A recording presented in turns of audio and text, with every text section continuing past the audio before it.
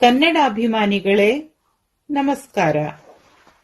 Vivid ಲಿಪಿ ಕನ್ನಡ ಭಾಷೆ, ಸಾಹಿತ್ಯ, ನಾಟಕ, ಕಲೆ ಹಾಗೂ ಸಂಸ್ಕೃತಿಗಳನ್ನು ಜಗತ್ತಿನಾದ್ಯಂತ ಆಸಕ್ತ ಕನ್ನಡಿಗರಿಗೆ ತಲುಪಿಸುವ ಒಂದು ವಿಶಿಷ್ಟ ವೇದಿಕೆ.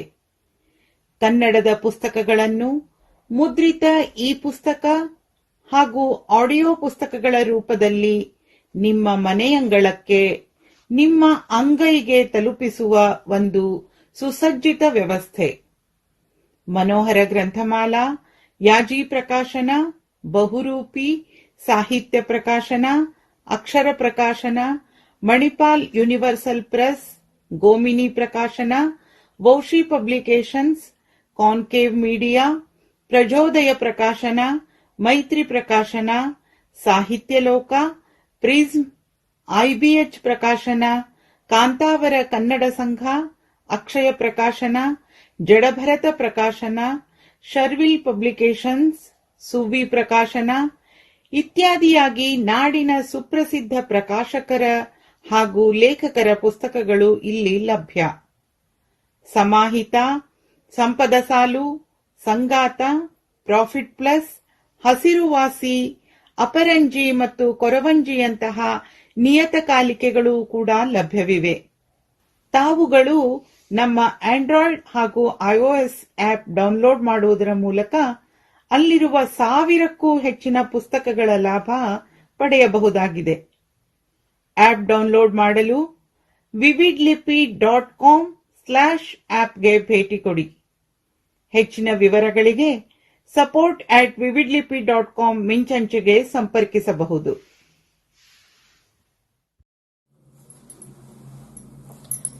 ಎಲ್ಲರಿಗೂ ನಮಸ್ಕಾರಗಳು. ವೀಕ್ಷಕರೇ, ರೇಡಿಯೋ ಗಿರ್ಮಿಟ್, ವಿವಿಧ ಲಿಪಿ ಹಾಗೂ ಮೂಕಾ ಟ್ರಸ್ಟ್ನ ನೇರ ಪ್ರಸಾರ ಕಾರ್ಯಕ್ರಮಕ್ಕೆ ತಮ್ಮೆಲ್ಲರಿಗೂ ಆದರದ ಸ್ವಾಗತ, ಸುಸ್ವಾಗತ. ಕನ್ನಡ ರಾಜ್ಯೋತ್ಸವದ ಅಂಗವಾಗಿ ನಡೆಯುತ್ತಿರುವ ಇಂದಿನ ನೇರ ಪ್ರಸಾರ ಕಾರ್ಯಕ್ರಮದಲ್ಲಿ ಇದೀಗ 2019ರ ಸಾಹಿತ್ಯ ಸಂಭ್ರಮದಲ್ಲಿ ನಡೆದ ಗೋಷ್ಠಿ 2 ಡಾ ಗಿರಡ್ಡಿ ಗೋವಿಂದರಾಜ್ ಒಂದು ಸಾಂಸ್ಕೃತಿಕ ನೆನಪು ಕಾರ್ಯಕ್ರಮ ಮೂಡಿಬರಲಿದೆ. ಈ ಗೋಷ್ಠಿಯಲ್ಲಿ ಭಾಗವಹಿಸಿದವರು ಎಂಜಿ ಹೆಗಡೆ ಹಾಗೂ ಎಂಎಸ್ ಗುಂಡೂರ್. ನಿರ್ದೇಶನ ಮಾಡಿದವರು ಸಿಎನ್ ರಾಮಚಂದ್ರನ್. ಬನ್ನಿ ಇದೀಗ ವೀಕ್ಷಿಸೋಣ ಡಾ ಗಿರಡ್ಡಿ ಗೋವಿಂದರಾಜ್ ಒಂದು ಸಾಂಸ್ಕೃತಿಕ ನೆನಪು. ಈಗ ಗೋಷ್ಠಿ 2 ಡಾ ಗಿರಡ್ಡಿ ಗೋವಿಂದರಾಜ್ ಒಂದು ಸಾಂಸ್ಕೃತಿಕ ನೆನಪು. ಇದರಲ್ಲಿ ಭಾಗವಹಿಸುವವರು ಎಂಜಿ ಹೆಗಡೆ ಹಾಗೂ ಎನ್ಎಸ್ ಗುಂಡೂರ್. ಈ ಗೋಷ್ಠಿಯ ನಿರ್ದೇಶನ ಮಾಡುವವರು ಸಿಎನ್ ರಾಮಚಂದ್ರನ್.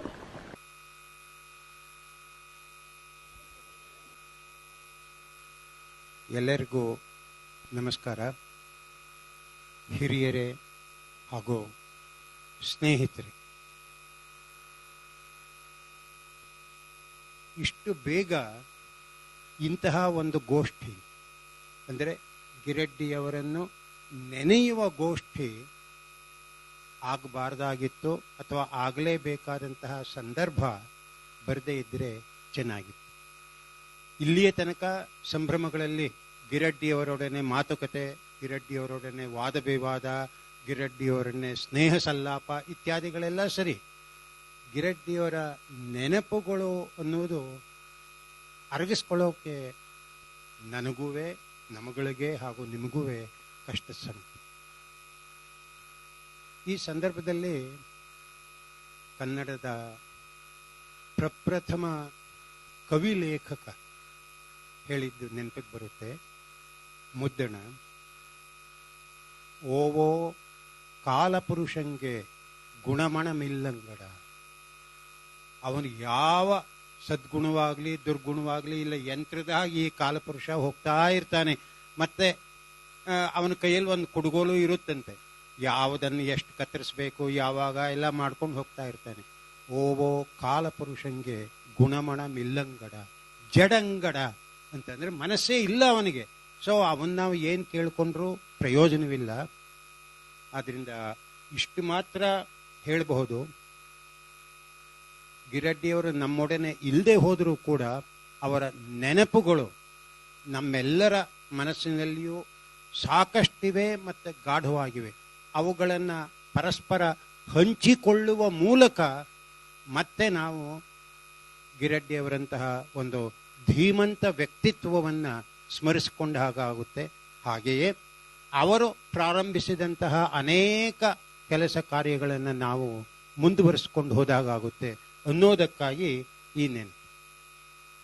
ಗಿರಡ್ಡಿ ಅಂತಂದ್ರೆ ಗೊತ್ತು, ವಿಮರ್ಶಕರಲ್ವೇ ಅವರು ಅನ್ನೋ ಭಾವನೆ ಬರುತ್ತೆ. ಅದೇನು ತಪ್ಪಲ್ಲ, ಪ್ರಸಿದ್ಧ ಯಶಸ್ವಿ ವಿಮರ್ಶಕರವರು ಹೌದು. ಆದರೆ ಅವರು ಶ್ರೇಷ್ಠ ಕವಿಯೂ ಹೌದು, ಶ್ರೇಷ್ಠ ಕಥೆಗಾರರೂ ಹೌದು, ಲಲಿತ ಪ್ರಬಂಧಕಾರರೂ ಹೌದು, ಹಾಗೂ ಅನುವಾದಕರೂ ಹೌದು. ಇದು ನಿಮಗೆ ಗೊತ್ತಿರುವಂತಹದ್ದೇನೆ.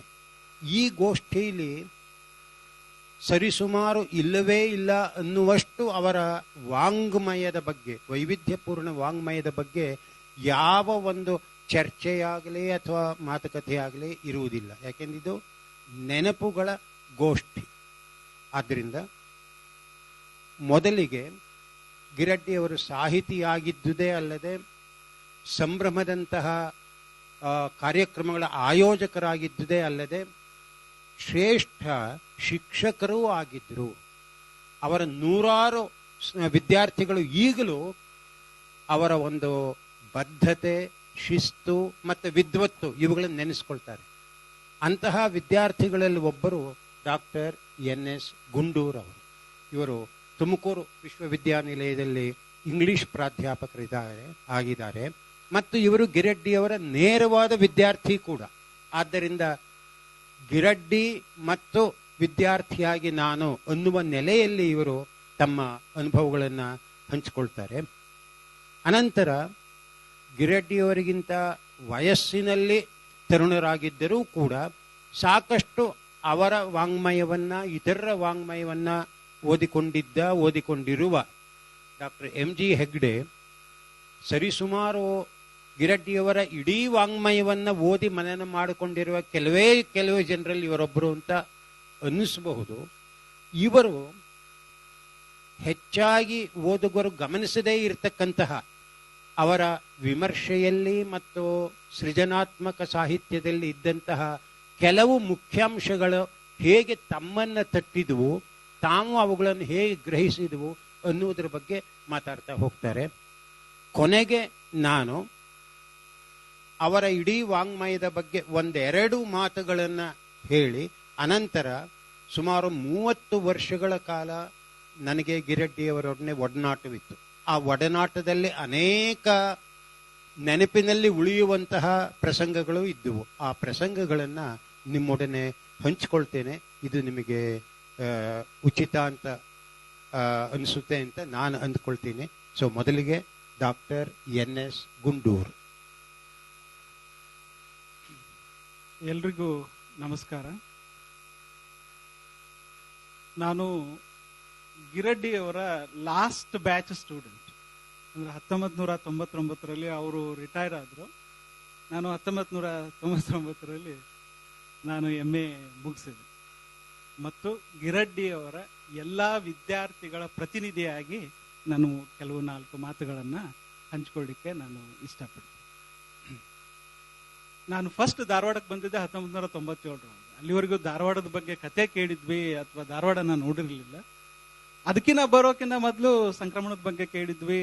ಆಮೇಲೆ ಗಿರಡ್ಡಿ ಸರ್ ಕತೆಗಳನ್ನ ಓದಿದ್ವಿ. ನನ್ನ ಪ್ರಕಾರ ನಾ ಧಾರವಾಡಕ್ಕೆ ಬಂದಾಗ ಗಿರಡ್ಡಿ ಸರ್ ಅಂತಂದ್ರೆ ಅವ್ರು ಕನ್ನಡ ಸಾಹಿತ್ಯ ಅಂದ್ರೆ ನಮ್ಮ ಜ್ಞಾನ ಅಲ್ಲಿವರೆಗೂ ಎಲ್ಲಿ ಮಟ್ಟಿಗೆ ಇತ್ತಂದ್ರೆ ಕನ್ನಡದಾಗ ಬರೆಯೋರು ಕನ್ನಡ ಮೇಸ್ಟರ್ ಆಗಿರ್ಬೇಕು, ಇಂಗ್ಲಿಷ್ನಾಗ ಬರೆಯೋರು ಇಂಗ್ಲಿಷ್ ಮಾಸ್ಟರ್ ಆಗಿರ್ಬೇಕು ಅನ್ನೋ ಒಂದು ಈ ಇಗ್ನೋರೆನ್ಸ್ ನಿಂದ ನಾವು ಧಾರವಾಡಕ್ಕೆ ಬಂದಿದ್ದು. ನಾನು ಇಂಗ್ಲಿಷ್ ಡಿಪಾರ್ಟ್ಮೆಂಟಿಗೆ ಅಪ್ಲಿಕೇಶನ್ ಹಾಕಿ ನೋಡೋ ಟೈಮ್ದೊಳಗೆ ಅಲ್ಲಿ ಅವಾಗ ಅವ್ರು ಚೇರ್ಮನ್ ಆಗಿದ್ರು, ಗಿರಡ್ಡಿ ಗೋವಿಂದರಾಜ್ನ. ಇವ್ರು ಇಲ್ಲಿ ಇದಾರೆ ಅಂತೇಳಿ ನನಗೆ ಅಂದ್ರೆ ಅಷ್ಟರ ಮಟ್ಟಿಗೆ ನಮ್ಮದು ಒಂದು ದೊಡ್ಡ ಇಗ್ನೋರೆನ್ಸ್ನಿಂದ ನಾವು ಯೂನಿವರ್ಸಿಟಿಗೆ ಬಂದರು. ಆಮೇಲೆ ಇನ್ನೊಂದು ವಿಶೇಷ ಏನಂತಂದ್ರೆ ಆ ಡಿಪಾರ್ಟ್ಮೆಂಟ್ ಹೋಗಿದ ತಕ್ಷಣ ಪೂರ್ತಿ ಹೊಗೆ ಇತ್ತು. ಅವರು ನಾವು ಅದರಿಂದನೂ ಇನ್ಸ್ಪೈರ್ ಆಗಿದ್ವಿ. ಆ ಮತ್ ಬೇರೆ ಪೂರ್ತಿ ಹೊಗೆ ನೋಡಿ ಆಮೇಲೆ ನಾನೇನ್ ತಿಳ್ಕೊಂಡಿದ್ದೆ, ಒಂದಿಷ್ಟು ಇಂಗ್ಲಿಷ್ ಅಂತೂ ಮೊದ್ಲ ಬರ್ತಿರ್ಲಿಲ್ಲ ನಮಗೆ. ಮತ್ತೆ ಇಂಗ್ಲಿಷ್ ಡಿಪಾರ್ಟ್ಮೆಂಟ್ ಯಾಕಂದ್ರೆ ಇವ್ರಿಗೆ ಕನ್ನಡ ಬರೋದಿಲ್ಲ, ಬರೀ ಇಂಗ್ಲಿಷ ಮಾತಾಡ್ತಾರೋ ಅಂತ ಹೇಳಿ ನಾನು ಏನೇನೋ ಒಂದು ಸ್ವಲ್ಪ ತಯಾರಿ ಮಾಡ್ಕೊಂಡು ಅವ್ರಿಗೆ ಅಂದ್ರೆ ನಂಗೆ ಸ್ವಲ್ಪ ಜಾಂಡೀಸ್ ಆಗಿತ್ತು, ಸರ್ ಲೇಟ್ ಆಗಿ ಬರ್ತೇನೆ ಅಂತ ಹೇಳ್ಬೇಕಾಗಿತ್ತು. ಇಂಗ್ಲಿಷ್ನಾಗ ಸ್ಟಾರ್ಟ್ ಮಾಡಿದೆ ಏನೇನೋ ಮಾಡಿ. ಅವರು ಕನ್ನಡ ಬರಂಗಿಲ್ಲ ನಿನಗ ಅಂತ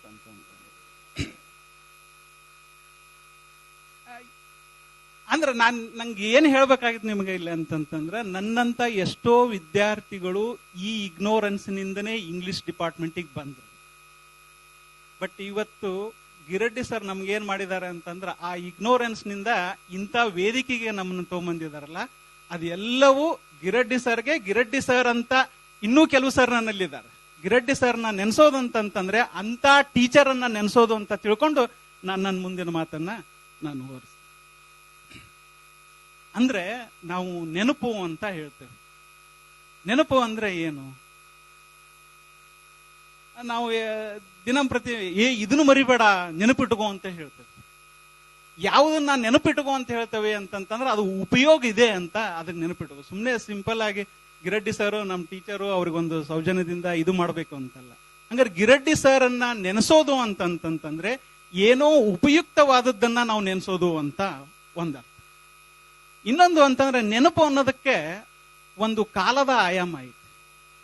ಅದು ಭವಿಷ್ಯತ್ ಕಾಲ ಐತಿ ಅನ್ನೋದು ಗೊತ್ತಿಲ್ಲ, ಬಟ್ ಭೂತಕಾಲ ಅನ್ನೋದು ಇರ್ತೈತಿ, ಇವತ್ತಿನದೊಂದು ಅನ್ನೋದು ಇರ್ತೈತಿ. ಸೊ ನೆನಪಿಸೋದೇ ನಾವು ಯಾವುದನ್ನ ಅಂತಂದ್ರೆ ಕಳೆದು ಹೋಗಿದ್ದನ್ನ, ಮತ್ತು ಆ ಕಳೆದು ಹೋಗಿದ್ದನ್ನ ನೆನೆಸ್ಬೇಕು ಅನ್ನೋದು ತುರ್ತು, ಇವತ್ತಿನ ತುರ್ತು ಅದು. ಸೊ ನೆನಪಿಗೆ ಇವೆರಡು ಆಯಾಮ ಇರೋದ್ರಿಂದ ಹಾಗಾದ್ರೆ ಇವತ್ತಿನ ಯಾವ ತುರ್ತು ನಾವು ಗಿರಡ್ಡಿಯವ್ರನ್ನ ನೆನಪಿಸ್ಲೋಕೆ ನಮಗೆ ಪ್ರೇರೇಪಣೆ ಮಾಡ್ತೈತಿ ಅನ್ನೋದು. ಒಂದು, ಶಿಕ್ಷಣದ ಬಿಕ್ಕಟ್ಟು, ಶಿಕ್ಷಕರಿಗಿರುವ ಬಿಕ್ಕಟ್ಟು, ಸಾಹಿತ್ಯದ ಸಂಸ್ಕೃತಿಗಿರುವ ಬಿಕ್ಕಟ್ಟು. ಈ ಎಲ್ಲ ಇವತ್ತಿನ ನಮ್ಮ ಏನು ಸಮಸ್ಯೆಗಳಿದಾವಲ್ಲ, ಆ ಜರೂರತ್ತುಗಳು ನಮ್ಮನ್ನ ಗಿರಡ್ಡಿಯವರನ್ನ ನೆನೆಸ್ಬೇಕು ಅಂತ ಹೇಳಿ ನಮ್ಮನ್ನ ಒತ್ತಾಯಿಸ್ತಾವು ಅಂತ ಹೇಳಿ ನನಗನ್ನಿಸ್ತು. ಅಂತಂದ್ರೆ ಗಿರಡ್ಡಿ ಸರ್ನ ಇವತ್ತು ನೆನೆಸೋದು ಅಂತಂತಂದ್ರೆ ಒಬ್ಬ ಶಿಕ್ಷಕನಾಗಿರೋದು ಅಂದ್ರೆ ಏನು ಅಂತ ನೆನೆಸ್ಕೊ. ಅವ್ರು ಬಹಳ ಕ್ಲಿಯರ್ ಆಗಿದ್ರು. ಅವರ ಫಿಲಾಸಫಿ ಆಫ್ ಟೀಚಿಂಗ್ ಅಂತೂ ಇಷ್ಟು ಕ್ಲಿಯರ್ ಅಂತಂತಂದ್ರೆ, ಇವತ್ತು ನಮಗ್ ಒಂದು ಶಿಕ್ಷಕರ ಬಗ್ಗೆ ಒಂದು ಪರಿಕಲ್ಪನೆ ಇದೆ. ಏನು ಅಂತಂತಂದ್ರೆ ಒಂದೆರಡು ಜೋಕ್ ಹೇಳಿ ರಂಜಿಸಿ ಬಿಟ್ರೆ ಸಖತ್ತಾಗಿ ಪಾಠ ಮಾಡ್ತಾರ ನಾವು. ಗಿರಡ್ಡಿ ಸರ್ಗೆ ಬಹಳ ಸ್ಪಷ್ಟವಾಗಿತ್ತು, ಟೀಚ್ ಮಾಡೋದು ಅಂತಂತಂದ್ರೆ ಹಂಗ ರಂಜಿಸೋದಲ್ಲ, ನಮ್ಮ ಕಾಗ್ನಿಟಿವ್ ಕೆಪಾಸಿಟೀಸ್ ಮುಟ್ಟಬೇಕು ಅನ್ನೋ ಪ್ರಯತ್ನ ಮಾಡ್ತೀವಿ. ಅವ್ರು ಯಾವ ಜೋಕ್ ಹೇಳಿ ನಮ್ಮನ್ನ ತೇಲಿಸ್ಬೇಕು ಮಾಡ್ಬೇಕು ಅಂತ ಇನ್ನೂ ಅದನ್ನ ಕಠಿಣ ಮಾಡಿ, ಆಮೇಲೆ ಎಲ್ಲ ನಾವು ಫಸ್ಟ್ ಇಯರ್ ಅಂತೂ ಆ ಲಿಂಗ್ವಿಸ್ಟಿಕ್ಸ್ ಮೊದಲೇ ಡ್ರೈ. ಇವರು ಸರ್ ಇನ್ನೂ ಅದು ಒಂದು ಏರ್ ಇಳಿತಾ ಇರ್ಲಿಲ್ಲ. ಅದು ಒಂದ್ ಇದ್ರಂಗ ಇಲ್ಲಿ ಬಾಳ ಮಂದಿಗೆ ಧಾರವಾಡದಾಗ ಇದ್ದರಿಗೆ ಗೊತ್ತೈತಿ ಗಿರಡ್ಡಿ ಸರ್ ಹೆಂಗ್ ಮಾತಾಡ್ತಿದ್ರು ಅಂತ ಹೇಳಿ. ಆದ್ರೆ ನಮ್ಗೆ ಇತಿತಾಗಿ ಗೊತ್ತಾಗ್ತಾ ಇದೆ, ಹೌದು ಅವ್ರು ಬಹಳ ಕ್ಲಿಯರ್ ಆಗಿದ್ರು. ನನಗನ್ಸಿದ ಮಟ್ಟಿಗೆ 2 ವರ್ಷದೊಳಗೆ ಒಂದ ಜೋಕ್ ನೆನಪೈತೆ ಅವ್ರು ಹೇಳಿದ್ದು. ಅದು ಅವ್ರದ್ದು ಸ್ವಂತದಲ್ಲ, ಚಂದ್ರಶೇಖರ್ ಪಾಟೀಲ್ರು ಹೇಳಿದ್ದು ಅವ್ರಿಗೆ. ಇವರು ಲಿಂಗ್ವಿಸ್ಟಿಕ್ಸ್ ಕಲಿಸ್ತಾ ಇದ್ರು, ಫೊನೆಟಿಕ್ಸ್ ಅಂತ ಒಂದು ಪಾರ್ಟ್. ಅದ್ರಾಗ ಈ ಬೈಲೇಬಿಯಲ್ ಸೌಂಡ್ಸ್ ಅನ್ನ ಹೇಳ್ತಾ ಇದ್ರು ನಮ್ಗೆ. ಅಂದ್ರೆ ಯಾವ ಸೌಂಡ್ಗಳನ್ನ ಪ್ರೊಡ್ಯೂಸ್ ಮಾಡ್ಬೇಕಾದ್ರೆ 2 ತುಟಿ ಕೂಡ್ಬೇಕು ಅಂತೇಳಿ ಬಹಳ ಕಷ್ಟಪಟ್ಟು ಒಂದು ಜೋಕ್ ಹೇಳಿದ್ರು. ಇದನ್ನ ನೆನಪಿಟ್ಕೋಬೇಕಂತಂದ್ರ ಚಂದ್ರಶೇಖರ್ ಪಾಟೀಲ್ರು ಒಂದು ಸೆಂಟೆನ್ಸ್ ಹೇಳ್ತಿದ್ರು, he gave her a bilabial kiss ಅಂತೇಳಿ, ಅದನ್ನ ನೆನಪಿಟ್ಕೋರಿ ಅಂತೇಳಿ. ಇದೊಂದು ದೊಡ್ಡ ಜೋಕ್ ಅವ್ರು ಹೇಳಿದ್ದು. ಅಂತಂದ್ರೆ ಇವತ್ತು ನಾವು ಗಿರಡ್ಡಿ ಸರ್ನ ಯಾಕೆ ನೆನೆಸ್ಕೋಬೇಕು ಅಂತವೆ ಅಂತಂದ್ರೆ, ಬರೀ ಕತೆ ಹೇಳಿ ರಂಜಿಸಿ ಸುಮ್ಮನೆ ಹೋಗೋದಲ್ಲ. Teaching is a serious business. ಆ ಕಾರಣಕ್ಕಾಗಿ ನಮಗೆ ಗಿರಡ್ಡಿ ಅವರು ಮುಖ್ಯ ಆಗ್ತಾರೆ. ಆಮೇಲೆ ಸಾಕಷ್ಟು ಮಾತಾಡ್ಬೋದು ಅಲ್ಲೇ ನಾವು ಅವ್ರನ್ನ ಹಿಂದೆ. ನಮ್ಗೆ ಆಕ್ಚುಲಿ ಅಂತಂದ್ರೆ ಬಹಳ ಗಿರಡ್ಡಿ ಸರ್ ಬಗ್ಗೆ ಮೊದಲೇ ಒಂದು ಇದು ಇರ್ತಿತ್ತು, ನಾವು ಅವ್ರ ಅಭಿಮಾನಿಗಳಾಗಿದ್ವಿ, ಸಿಕ್ಕಾಪಟ್ಟೆ ಹೇಳ್ಬೋದು. ಬಟ್ ಟೈಮ್ ಇಲ್ಲ ಸರ್, 15 ನಿಮಿಷ ಕೊಟ್ಟಿದ್ದಾರೆ. 1-2 ಮುಖ್ಯ ವಿಷಯ ಏನ್ ಹೇಳ್ಬೇಕು ಅಂತಂದ್ರೆ, ಫಸ್ಟ್ ಇಯರ್ ಲಿಂಗ್ವಿಸ್ಟಿಕ್ಸ್ ಟೀಚ್ ಮಾಡ್ತಾ ಇದ್ರು. 2ನೇ ವರ್ಷ ಬ್ರಿಟಿಷ್ ಮಾಡರ್ನ್ ಲಿಟ್ರೇಚರ್ ಮತ್ತು ನ್ಯೂ ಕ್ರಿಟಿಸಿಸಮ್ ಅನ್ನ ಮಾಡ್ತಾ ಇದ್ರು. ಅವಾಗ ನಮ್ಮ ಸೀನಿಯರ್ಸ್ ಹೇಳ್ತಾ ಇದ್ರು, ಸ್ವಲ್ಪ ಏಕವಚನದಿಂದ ಮಾತಾಡ್ತಿದ್ವಿ, ಅವರು ಗಿರಡ್ಡಿ ನಿಮ್ಗೆ ಏನ್ ಮಾಡ್ತಾರಂತಂದ್ರೆ ವೇಸ್ಟ್ ಲ್ಯಾಂಡ್ ಅನ್ನು ಕುಣಿಸ್ತಾರೋ ಅಂತ. ನಮ್ಗ ಎಲಿಯೇಟ್ನ ಕಾವ್ಯ ನೋಡಿದ್ರ ಕಾವ್ಯ ಅಲ್ಲ, ಏನಪ್ಪ ಇದು ಏನು ಕುಣಿಸ್ತಾರಂತ. ನಿಜವಾಗಿಯೂ ಹೇಳ್ತೀನಿ, ಆ 1 ವರ್ಷ ನಮ್ಗೆ ಸೆಮಿಸ್ಟರ್ ಸಿಸ್ಟಮ್ ಇರಲಿಲ್ಲ, ಸ್ವಲ್ಪ ಲಕ್ಕಿ ಇದ್ವಿ ನಾವು. ಅವಾಗ ಅದು ಒನ್ ಇಯರ್ ನಲ್ಲಿ 6 ತಿಂಗಳ 7 ತಿಂಗಳ ಪೂರ್ತಿ ಎಲಿಯಟ್ ಅನ್ನೇ ಪಾಠ ಮಾಡಿದ್ವಿ. ಎಷ್ಟರ ಮಟ್ಟಿಗೆ ಅಂತಂತಂದ್ರೆ ಇನ್ನೂವರೆಗೂ ಕೂಡ ನನಗೆ ಎಲಿಯಟ್ ಅಂದ್ರೆ ನನಗಷ್ಟೇ ಅಲ್ಲ, ನನ್ನ ಎಷ್ಟೋ ಕ್ಲಾಸ್ಮೇಟ್ಸ್ಗಳಿಗೆ, ನಮ್ಮ ಒಂದು ಎಂಟೈರ್ ಜನರೇಷನ್ ಎಲಿಯಟ್ನ ಇನ್ಫ್ಲೂಯೆನ್ಸ್ ಇಂದ ನಮ್ಗೆ ಇನ್ನೂ ಹೊರಗೆ ಬರಕ್ ಆಗ್ತಾ ಇಲ್ಲ. ಅವಾಗ ಒಂದು ನಮ್ಮ ಡಿಪಾರ್ಟ್ಮೆಂಟ್ನಾಗ 2 ಪಂಗಡ, ಏನು ಏಡ್ಸ್ ಪರವಾಗಿರುವವರು ಒಬ್ರು, ಎಲಿಯಟ್ ಪರವಾಗಿರೋರು ಅಂತಂದ್ರೆ ಇವ್ರು ಗಿರಡ್ಡಿ ಅವ್ರ ಪಂಗಡದವರು, ಅಂದ್ರೆ ಗಿರಡ್ಡಿಯಿಂದ ಅವರ ಇಂದ ಇನ್ಫ್ಲೂಯೆನ್ಸ್ ಆದವರು ಅಂತೇಳಿ ಅಷ್ಟು ಚಂದ ಅವರು ನಮಗೆ. ಆಮೇಲೆ ಅವಾಗ 99 ಇದ್ರೊಳಗ ಸಾಹಿತ್ಯ ಅಕಾಡೆಮಿಯ ಅಧ್ಯಕ್ಷರಾದ್ರೂ ಕೂಡ ನಮಗೇನು ಇನ್ನೇನು ಸರ್ ಕ್ಲಾಸ್ ತಗೊಳ್ಳೋದಿಲ್ಲ, ಇನ್ನು ಮುಗಿತು ಅಂತ ಅನ್ನೋದ್ರಾಗ 3 ದಿವಸ ಬೆಂಗಳೂರಾಗಿರ್ತಿದ್ರು, ಆಮೇಲೆ 3 ದಿವಸ ಇಲ್ಲಿ ಬಂದು ಪಾಠ ಮಾಡ್ತಿದ್ರು. ಕಣ್ಣು ಇದು ಆಗ್ತಿದ್ವು, ಅದೇ ರಾಣಿ ಚೆನ್ನಮ್ಮನಿಂದ ಇಳಿದು ಬರ್ತಿದ್ರು ಅವರು, ಬಂದು ಇನ್ನೂ ಕಣ್ಣು ಇದು ಆಗ್ತಿದ್ವು. ಬಟ್ ಏನು ಅಂತಂದ್ರೆ ಇಷ್ಟು ಪ್ರಭಾವ ಬೀರಿದ್ರಲ್ಲ ನಮ್ಮ ಮೇಲೆ ಅಂತಂತಂದ್ರೆ, ನಮಗೆ 20ನೇ ಶತಮಾನ ಅಂತಂದ್ರೆ ಎಲಿಯಟ್ ಬಿಟ್ರೆ ಬೇರೆ ಏನು ಇಲ್ಲ ಅನ್ನೋ ಅಷ್ಟ್ರ ಮಟ್ಟಿಗೆ, ಅಂದ್ರೆ ಅವರನ್ನ ನಮ್ಮ ಪಾಠದಲ್ಲಿ ನಮ್ಮ ಎವ್ರಿ ಡೇ ಲೈಫ್ ನಲ್ಲಿ ಅವ್ರು ಮಾತಾಡದ ಹಾಗೆ ಅದನ್ನೆಲ್ಲ ಇಮಿಟೇಟ್ ಮಾಡ್ತಿದ್ವಿ. ಸೊ ಒಬ್ಬ ಶಿಕ್ಷಕನಾಗೋದು ಅಂತಂದ್ರೆ ಏನು ಅಂತಂದ್ರೆ ಪ್ರಭಾವ ಬೀರೋದು ಅಂತಂದ್ರೆ ಎಷ್ಟ್ರ ಮಟ್ಟಿಗೆ ಅಂತಂದ್ರೆ ಅವ್ರ ಹಂಗ ಸ್ಟೈಲ್ನಾಗ ಸಿಗರೇಟ್ ಸೇಯ್ಬೇಕು ಅನ್ನೋದೊಂದು.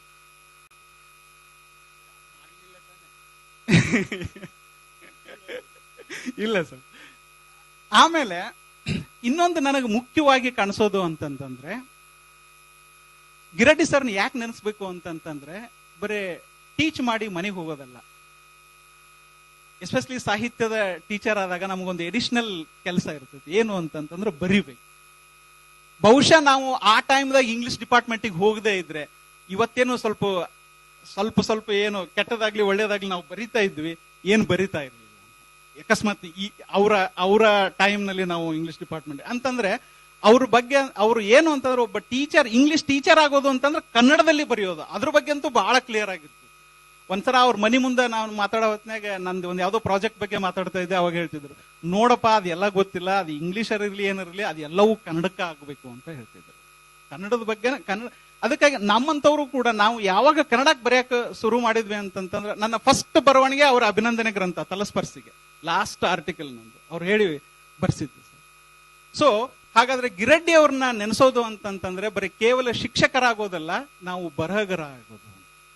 ಅಂದ್ರೆ ಧಾರವಾಡದ ಸಾಹಿತ್ಯದ ಸಂಸ್ಕೃತಿಗೆ ಅವರು ಬಹಳ ಕಾಂಟ್ರಿಬ್ಯೂಟ್ ಮಾಡಿದ್ರು. ಹಾಗಾದ್ರೆ ಇವತ್ತು ಗಿರಡ್ಡಿ ಸರ್ನ ನೆನೆಸೋದು ಅಂತಂತಂದ್ರ ಧಾರವಾಡದ ಸಾಹಿತ್ಯದ ಸಂಸ್ಕೃತಿಯನ್ನ ಹೇಗೆ ರಿವೈವ್ ಮಾಡಬೇಕು. ಸ್ಮಾರ್ಟ್ ಸಿಟಿನ ನಾವು ಮಾಡ್ತಾ ಇದ್ದೇವೆ, ಅದು ಗೌರ್ಮೆಂಟ್ ಮಾಡ್ಲಿ, ಬಟ್ ಧಾರವಾಡವನ್ನ ಒಂದು ಇಂಟೆಲೆಕ್ಚುವಲ್ ಸಿಟಿಯನ್ನಾಗಿ ಮಾಡಬೇಕಲ್ಲ. ಗಿರಡ್ಡಿ ಸರ್ ಅದಕ್ಕೆ ಬಹಳ ಮಹತ್ವದಾಗಿ ಅವರ ಕೊಡುಗೆ ಅಂತೂ ಎಲ್ಲರಿಗೂ ಗೊತ್ತಿದೆ, ಅದನ್ನೇನು ಹೇಳ್ಬೇಕಾಗಿಲ್ಲ. ಮತ್ತು ಇನ್ನ ಕೊನೆಯದಾಗಿ ಗಿರಡ್ಡಿ ಸರ್ ಬಗ್ಗೆ ಹೇಳ್ಬೇಕು ಅಂತಂದ್ರೆ ಸಂಕ್ರಮಣದ ಬಗ್ಗೆ ಹೇಳ್ದೆ ಹೆಂಗಿರ್ತದೆ. ನಾನು ಸಂಕ್ರಮಣದ ಜನರೇಷನ್, ಧಾರವಾಡದ ಸಂಕ್ರಮಣದ ಜನರೇಷನ್ ಅನ್ನಲ್ಲ, ಆದ್ರೆ ಅವ್ರಿಗೆ ಈ ಪತ್ರಿಕೆ ತರೋದ್ರ ಬಗ್ಗೆ ಇನ್ನೊಂದು ಸ್ಪಷ್ಟ ನಿಲುವಿತ್ತು. ಏನು ಅಂತಂದ್ರೆ ಸಂಕ್ರಮಣ ಇಷ್ಟಕ್ಕೆ ನಿಲ್ಲಬೇಕು, ಅದೊಂದು ಮುಂದೆ ಹೋಗ್ಬಾರ್ದು, ಬೇಡ ಅನ್ನೋದ್ರ ಬಗ್ಗೆ ಕ್ಲಿಯರ್ ಇತ್ತು. ಮತ್ತೆ ಸಮಾಹಿತನೂ ಅವ್ರು ಸ್ಟಾರ್ಟ್ ಮಾಡಿದಾಗ ಅದ್ರ ಬಗ್ಗೆನೂ ಕ್ಲಿಯರ್ ಆಗಿತ್ತು. ಇಷ್ಟು ಇದು ಸಂಚಿಕೆಗಳಾದ ನಂತರ ಅದು ಬೇಡ ಅನ್ನೋದು. ನಾವೆಲ್ಲರೂ ಏನು ವಿಚಾರ ಮಾಡ್ತೇವೆ, ಇಲ್ಲ ಪತ್ರಿಕೆಗಳಂದ್ರೆ ಅವು ನಿರಂತರವಾಗಿ ಬರ್ತಿರ್ಲೇಬೇಕು ಅಂತೇಳಿ. ಬಟ್ ಗಿರಡ್ಡಿ ಸರ್ ಹಾಗೆ ಆಲೋಚನೆ ಮಾಡ್ತಾ ಇರ್ಲಿ. ಅದಕ್ಕೆ ಮೊನ್ನೆ ಅವ್ರದ್ದು 1999ರಲ್ಲಿ 60 ವರ್ಷ ಆಗಿತ್ತು.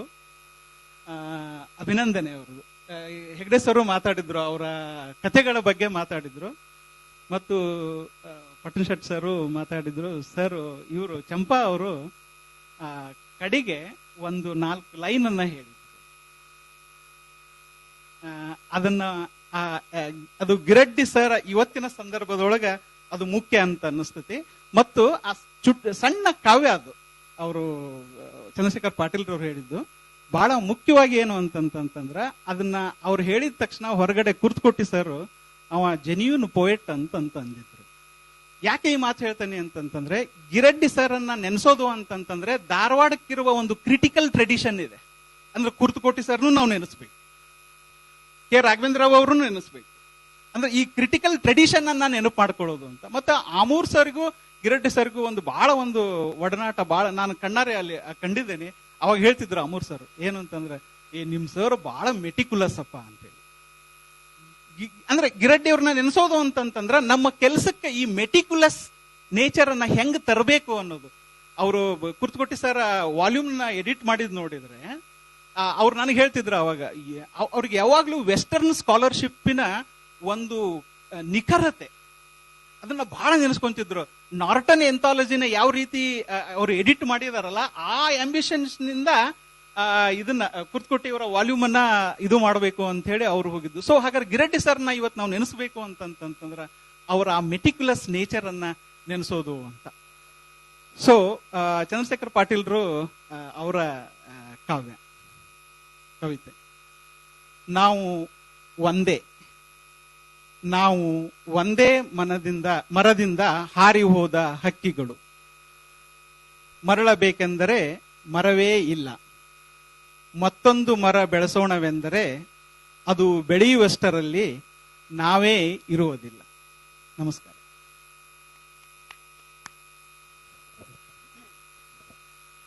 ಈಗ ಪ್ರೊಫೆಸರ್ MG ಹೆಗ್ಡೆ ಅವರು ಕುಮಟಾದಲ್ಲಿ ಇರ್ತಕ್ಕಂಥ ಕಾಲೇಜು ಯಾವುದದು ಬಾಳಿಕಾ ಕಾಲೇಜಿನಲ್ಲಿ ಇಂಗ್ಲಿಷ್ ವಿಭಾಗದ ಪ್ರಾಧ್ಯಾಪಕರಾಗಿದೆ. ಈ ಸಾಹಿತ್ಯ ಸಂಭ್ರಮದ ಮೊದಲನೇ ಆವೃತ್ತಿಯಲ್ಲಿಯೇ ಸಾಹಿತ್ಯಿಕ ಪ್ರಸಂಗಗಳು ಅನ್ನೋ ಗೋಷ್ಠಿ ಸಿಕ್ಕಾಪಟ್ಟೆ ಅದು ನಿರೀಕ್ಷಿಸಿದ ಹಾಗೆ ಯಶಸ್ವಿಯಾಗಿತ್ತು. ಮತ್ತು ಗಿರೆಡ್ಡಿಯವರು ಹೊರಗಡೆ ಈ ಗೋಷ್ಠಿಯ ನಂತರದಲ್ಲಿ ನಿಂತ್ಕೊಂಡು ಸಿಗರೇಟ್ ಎಳಿತಾ ನಿಂತ್ಕೊಂಡಿದ್ರು. ಬಹಳ ಜನ ಬಂದು ಅವರನ್ನ ಅಭಿನಂದಿಸಿದ್ರು, ಚೆನ್ನಾಗಿತ್ತು ಸರ್ ಅಂತ ಹೇಳಿ ಬಹಳ ಸಂತೋಷವನ್ನ ವ್ಯಕ್ತಪಡಿಸಿದ್ರು. ಆಮೇಲೆ ಅದಕ್ಕೂ ನೆಕ್ಸ್ಟ್ ಗೋಷ್ಠಿಗೆ ಸಲುವಾಗಿ ಅನೌನ್ಸ್ಮೆಂಟ್ ಆಗಿ ಎಲ್ಲರೂ ಒಳಗೆ ಹೋಗ್ತಾ ಇರುವಾಗ ಇದು ಲಾಸ್ಟ್ ಇದನ್ನ ಜೋರ್ ಎಸೆದು ಅದನ್ನ ಹೊರತ. ಹೌದು, ರಂಜಕವಾಗಿ ಇರ್ತದೆ, ಚಲೋ ಇರ್ತದೆ, ಆದ್ರೆ ಅದು ಬರೇ ಜೋಕ್ ಅನ್ನೋ ಮಟ್ಟದಲ್ಲಿ ಅದನ್ನ ತಗೋಬಾರ್ದು. ಬದಲಾಗಿ ಈ ಪ್ರಸಂಗಗಳು ಸಾಹಿತ್ಯದ ನಿಮಿತ್ತವಾಗಿಯೇ ಹುಟ್ಟುಕೊಳ್ಳುವಂತಹ ಅಥವಾ ಬಿಗಿದುಕೊಳ್ಳುವಂತಹ ಸಂಬಂಧಗಳು, ಈ ಸಂಬಂಧಗಳ ಆಳ ಒಳಸುಳಿ ಅದನ್ನ ತೋರಿಸುವ ಹಾಗೆ ಇರಬೇಕು. ಹಾಗಾಗಿ ಆಯ್ಕೆ ಮಾಡುವಾಗ ಬಹಳ ಎಚ್ಚರಿಕೆ ವಹಿಸಬೇಕು ಮತ್ತು ನಿರೂಪಿಸುವಾಗ ಕೂಡ ಅಂದ್ರೆ ಅದು ಜೋಕ್ ಆಗಬಾರದು, ಬದಲಾಗಿ ಅದು ಸಂಬಂಧಗಳ ಒಂದು ಒಳಸುಳಿಯನ್ನ ತೋರಿಸುವಂತಹದ್ದಾಗಬೇಕು ಅಂತ ಇದ್ರೊಳಗಡೆ ಹೇಳಿದ್ರು. ಅವರೇ ಸ್ವತಃ ಇಂತಹ ಪ್ರಸಂಗಗಳನ್ನೆಲ್ಲ ಕೂಡಿಸಿ ಒಂದು ಪುಸ್ತಕ ಮಾಡಿದ್ದಾರೆ, ಸಾಹಿತ್ಯ ಲೋಕದ ಸುತ್ತಮುತ್ತ ಅಂತ. ಆ ಪುಸ್ತಕದಲ್ಲಿ 4-4 ಕಡೆ ಒಂದು ಆತಂಕವನ್ನ ಅವರು ಹಂಚಿಕೊಂಡಿದ್ದಾರೆ. ಏನು ಅಂತ ಹೇಳಿದ್ರೆ, ಯಾವುದೋ ಒಂದು ಘಟನೆ ಆಗ್ತದೆ ಸಾಹಿತಿಗೋ ಯಾರಿಗೋ ಸಂಬಂಧಪಟ್ಟಿದ್ದು, ಮತ್ತು ಅದು ಕಿವಿಯಿಂದ ಕಿವಿಗೆ, ಬಾಯಿಯಿಂದ ಬಾಯಿಗೆ ಹೋಗ್ತಾ ಹೋಗ್ತಾ ಹೋಗ್ತಾ ಬೇರೆ ಬೇರೆ ಬಣ್ಣಗಳನ್ನ ಪಡ್ಕೊಳ್ತದೆ, ವಿಕಾರ ಆಗ್ತದೆ. ಹೀಗೆ ವಿಕೃತವಾಗಿ ನಿಂತ್ಕೊಂಡಂತಹ ಇದರಿಂದ ವದಂತಿಗಳಿಂದಾಗಿ ನಮ್ಮ ಒಟ್ಟು ಲಿಟರರಿ ವಾತಾವರಣದ ಸ್ವಾಸ್ಥ್ಯ ಕೆಡ್ತದೆ ಅಂತ ಆತಂಕವನ್ನ ಅಲ್ಲಿ 3-4 ಕಡೆ ಅವರು ಹೇಳ್ಕೊಂಡಿದ್ದಾರೆ. ಸೊ ಇವು ಎರಡು ಇದೆಯಲ್ಲ, ಅಂದ್ರೆ ಏನೋ ಸಂಬಂಧಗಳು ಮತ್ತು ಸ್ವಾಸ್ಥ್ಯ, ಇವು ಕೀ ಟರ್ಮ್ಸ್. ಇವು ಗಿರೆಡ್ಡಿ ಅವರ ಕಲ್ಪನೆಯ ಸಂಭ್ರಮದ ಕೀ ಟರ್ಮ್ಸ್ ಯಾವುದು ಅಂದ್ರೆ ಸಂಬಂಧಗಳು ಮತ್ತು ಸ್ವಾಸ್ಥ್ಯ. ಅಂದ್ರೆ ಸಂಭ್ರಮದಿಂದ ಅವರು ನಿರೀಕ್ಷೆ ಮಾಡಿದ್ದು ಅಷ್ಟೇನೆ, ಸಂಬಂಧಗಳು ಕುದುರಬೇಕು, ಬೇರೆ ಬೇರೆ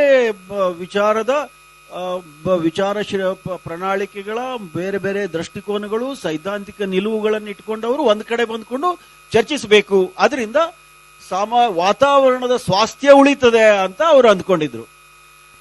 ಆ ಸಂದರ್ಭದಲ್ಲಿಯೇ ಅವರು ಅದೆಂತದ್ದು ಮಧ್ಯಮ ಮಾರ್ಗ ಅನ್ನುವ ಒಂದು ಪದವನ್ನ ಬಳಸ್ಬಿಟ್ರಪ್ಪ. ಆ ಪದವನ್ನು, ಅದು ಮಧ್ಯಮ ಮಾರ್ಗ ಅಂತ ಹೇಳೋದು ಒಂದು ಪೊಲಿಟಿಕಲ್ ಪೊಸಿಷನ್ ಅಂತ ತಿಳುವಳಿಕೆಯಿಂದ ವ್ಯಾಖ್ಯಾನಿಸಲ್ಪಟ್ಟು ಮತ್ತು ಟೀಕಿಸಲ್ಪಟ್ಟು ಬಹಳ ಜನ ಅನುಮಾನದಿಂದ ಅದನ್ನ ನೋಡಿದ್ರು, ಮಧ್ಯಮ ಮಾರ್ಗ ಅನ್ನೋದನ್ನ ಬಳಸಿದ್ರಿಂದ. ಈಗ ಸ್ವಲ್ಪ ಹಿಂದೆ ಹೋಗಿ ಮಧ್ಯಮ ಮಾರ್ಗ ಅಂದ್ರೆ ಏನು, ಅದು ಏನ್ ಮಾಡೋಕ್ ಶುರು ಮಾಡಿದ್ರು ಅವರು ಅದಂತ ನೋಡಿದ್ರೆ ನಾವು ಅದನ್ನ, ನನಗೆ ತಿಳಿದಾಗೆ ಅದನ್ನ ಈ ಸಂಭ್ರಮದ ಸಂದರ್ಭದಲ್ಲಿಯೇ ಅವರು ಅದನ್ನ ಬಳಸಿದ್ರು. ಮತ್ತು ಇಲ್ಲಿಯ ಅನೇಕ ಭಾಷಣಗಳಲ್ಲಿ ಈ ವೇದಿಕೆಯಿಂದ ಅನೇಕ ಸಲ ಅದ್ರ ಬಗ್ಗೆ ವಿವರಣೆಯನ್ನು ಕೊಟ್ಟರು ಮತ್ತು ಬೇರೆ ವೇದಿಕೆಯಿಂದಲೂ ಹೇಳಿದ್ರು. ಬಹುಶಃ ನನಗೆ ತಿಳಿದಿರೋ ಹಾಗೆ ಟೈಮ್ಸ್ ಆಫ್ ಇಂಡಿಯಾದ ಇಂಟರ್ವ್ಯೂದಲ್ಲಿ ಒಂದರಲ್ಲೇ ಅವರು ಅದನ್ನ ಸ್ವಲ್ಪ ವಿಸ್ತಾರವಾಗಿ ಹೇಳಿದ್ದು.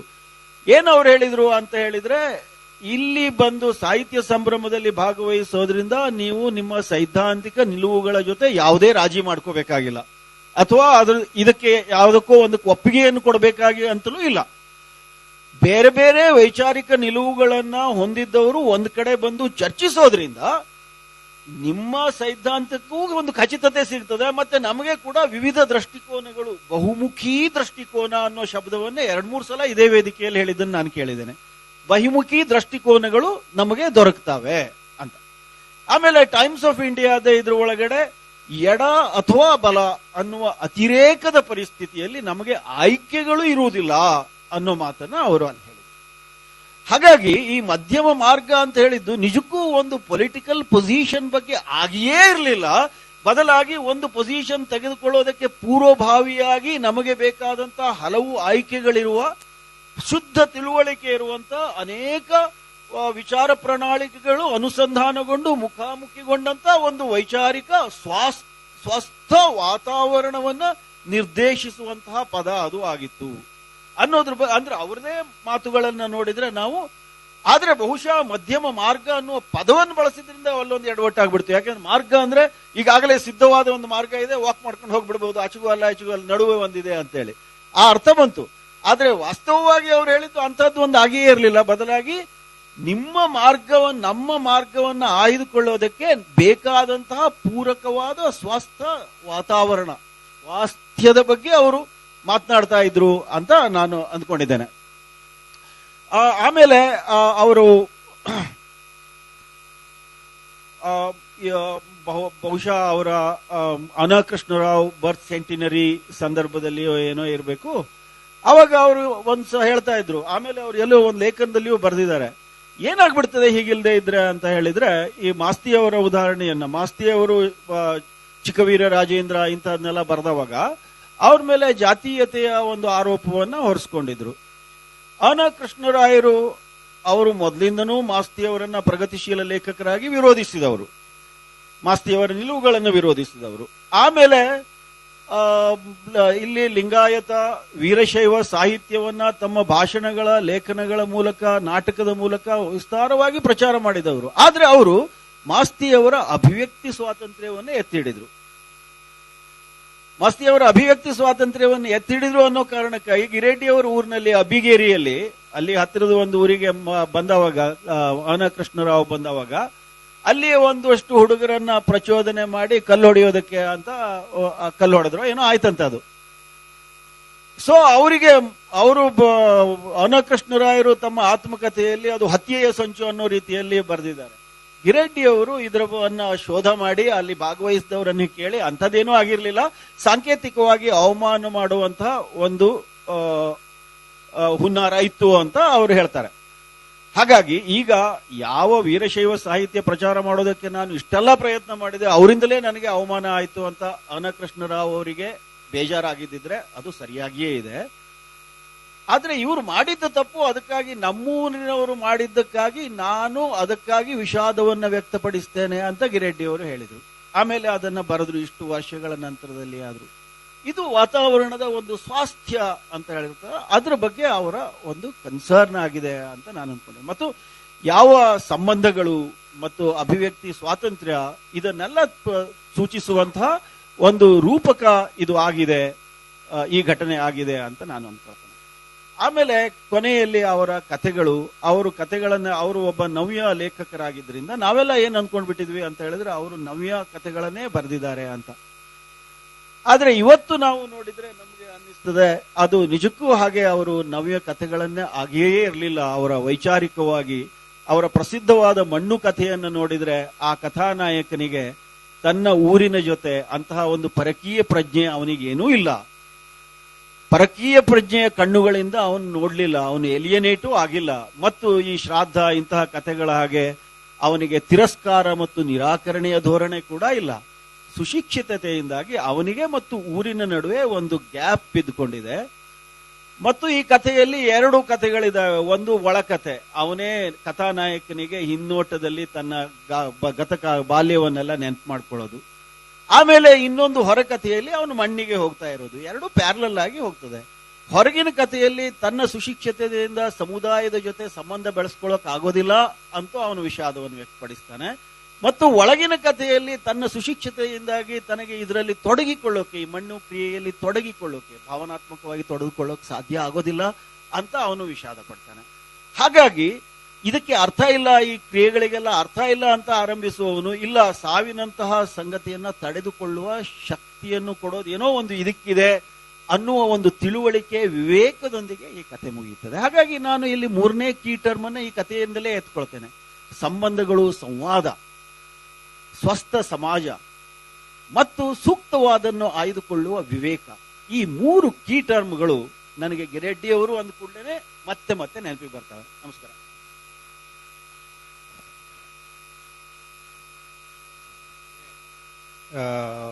ಸಮೀಪ ಆಯ್ತು ಅಂತ ನಿಲ್ಸಿದಿರಾ ಅಥವಾ ನೀವು ಹೇಳೋದಿತ್ತ ಇನ್ನು ಇದ್ರೆ ಇನ್ನೂ 5 ನಿಮಿಷ ಮಾತಾಡ್ಬೋದು.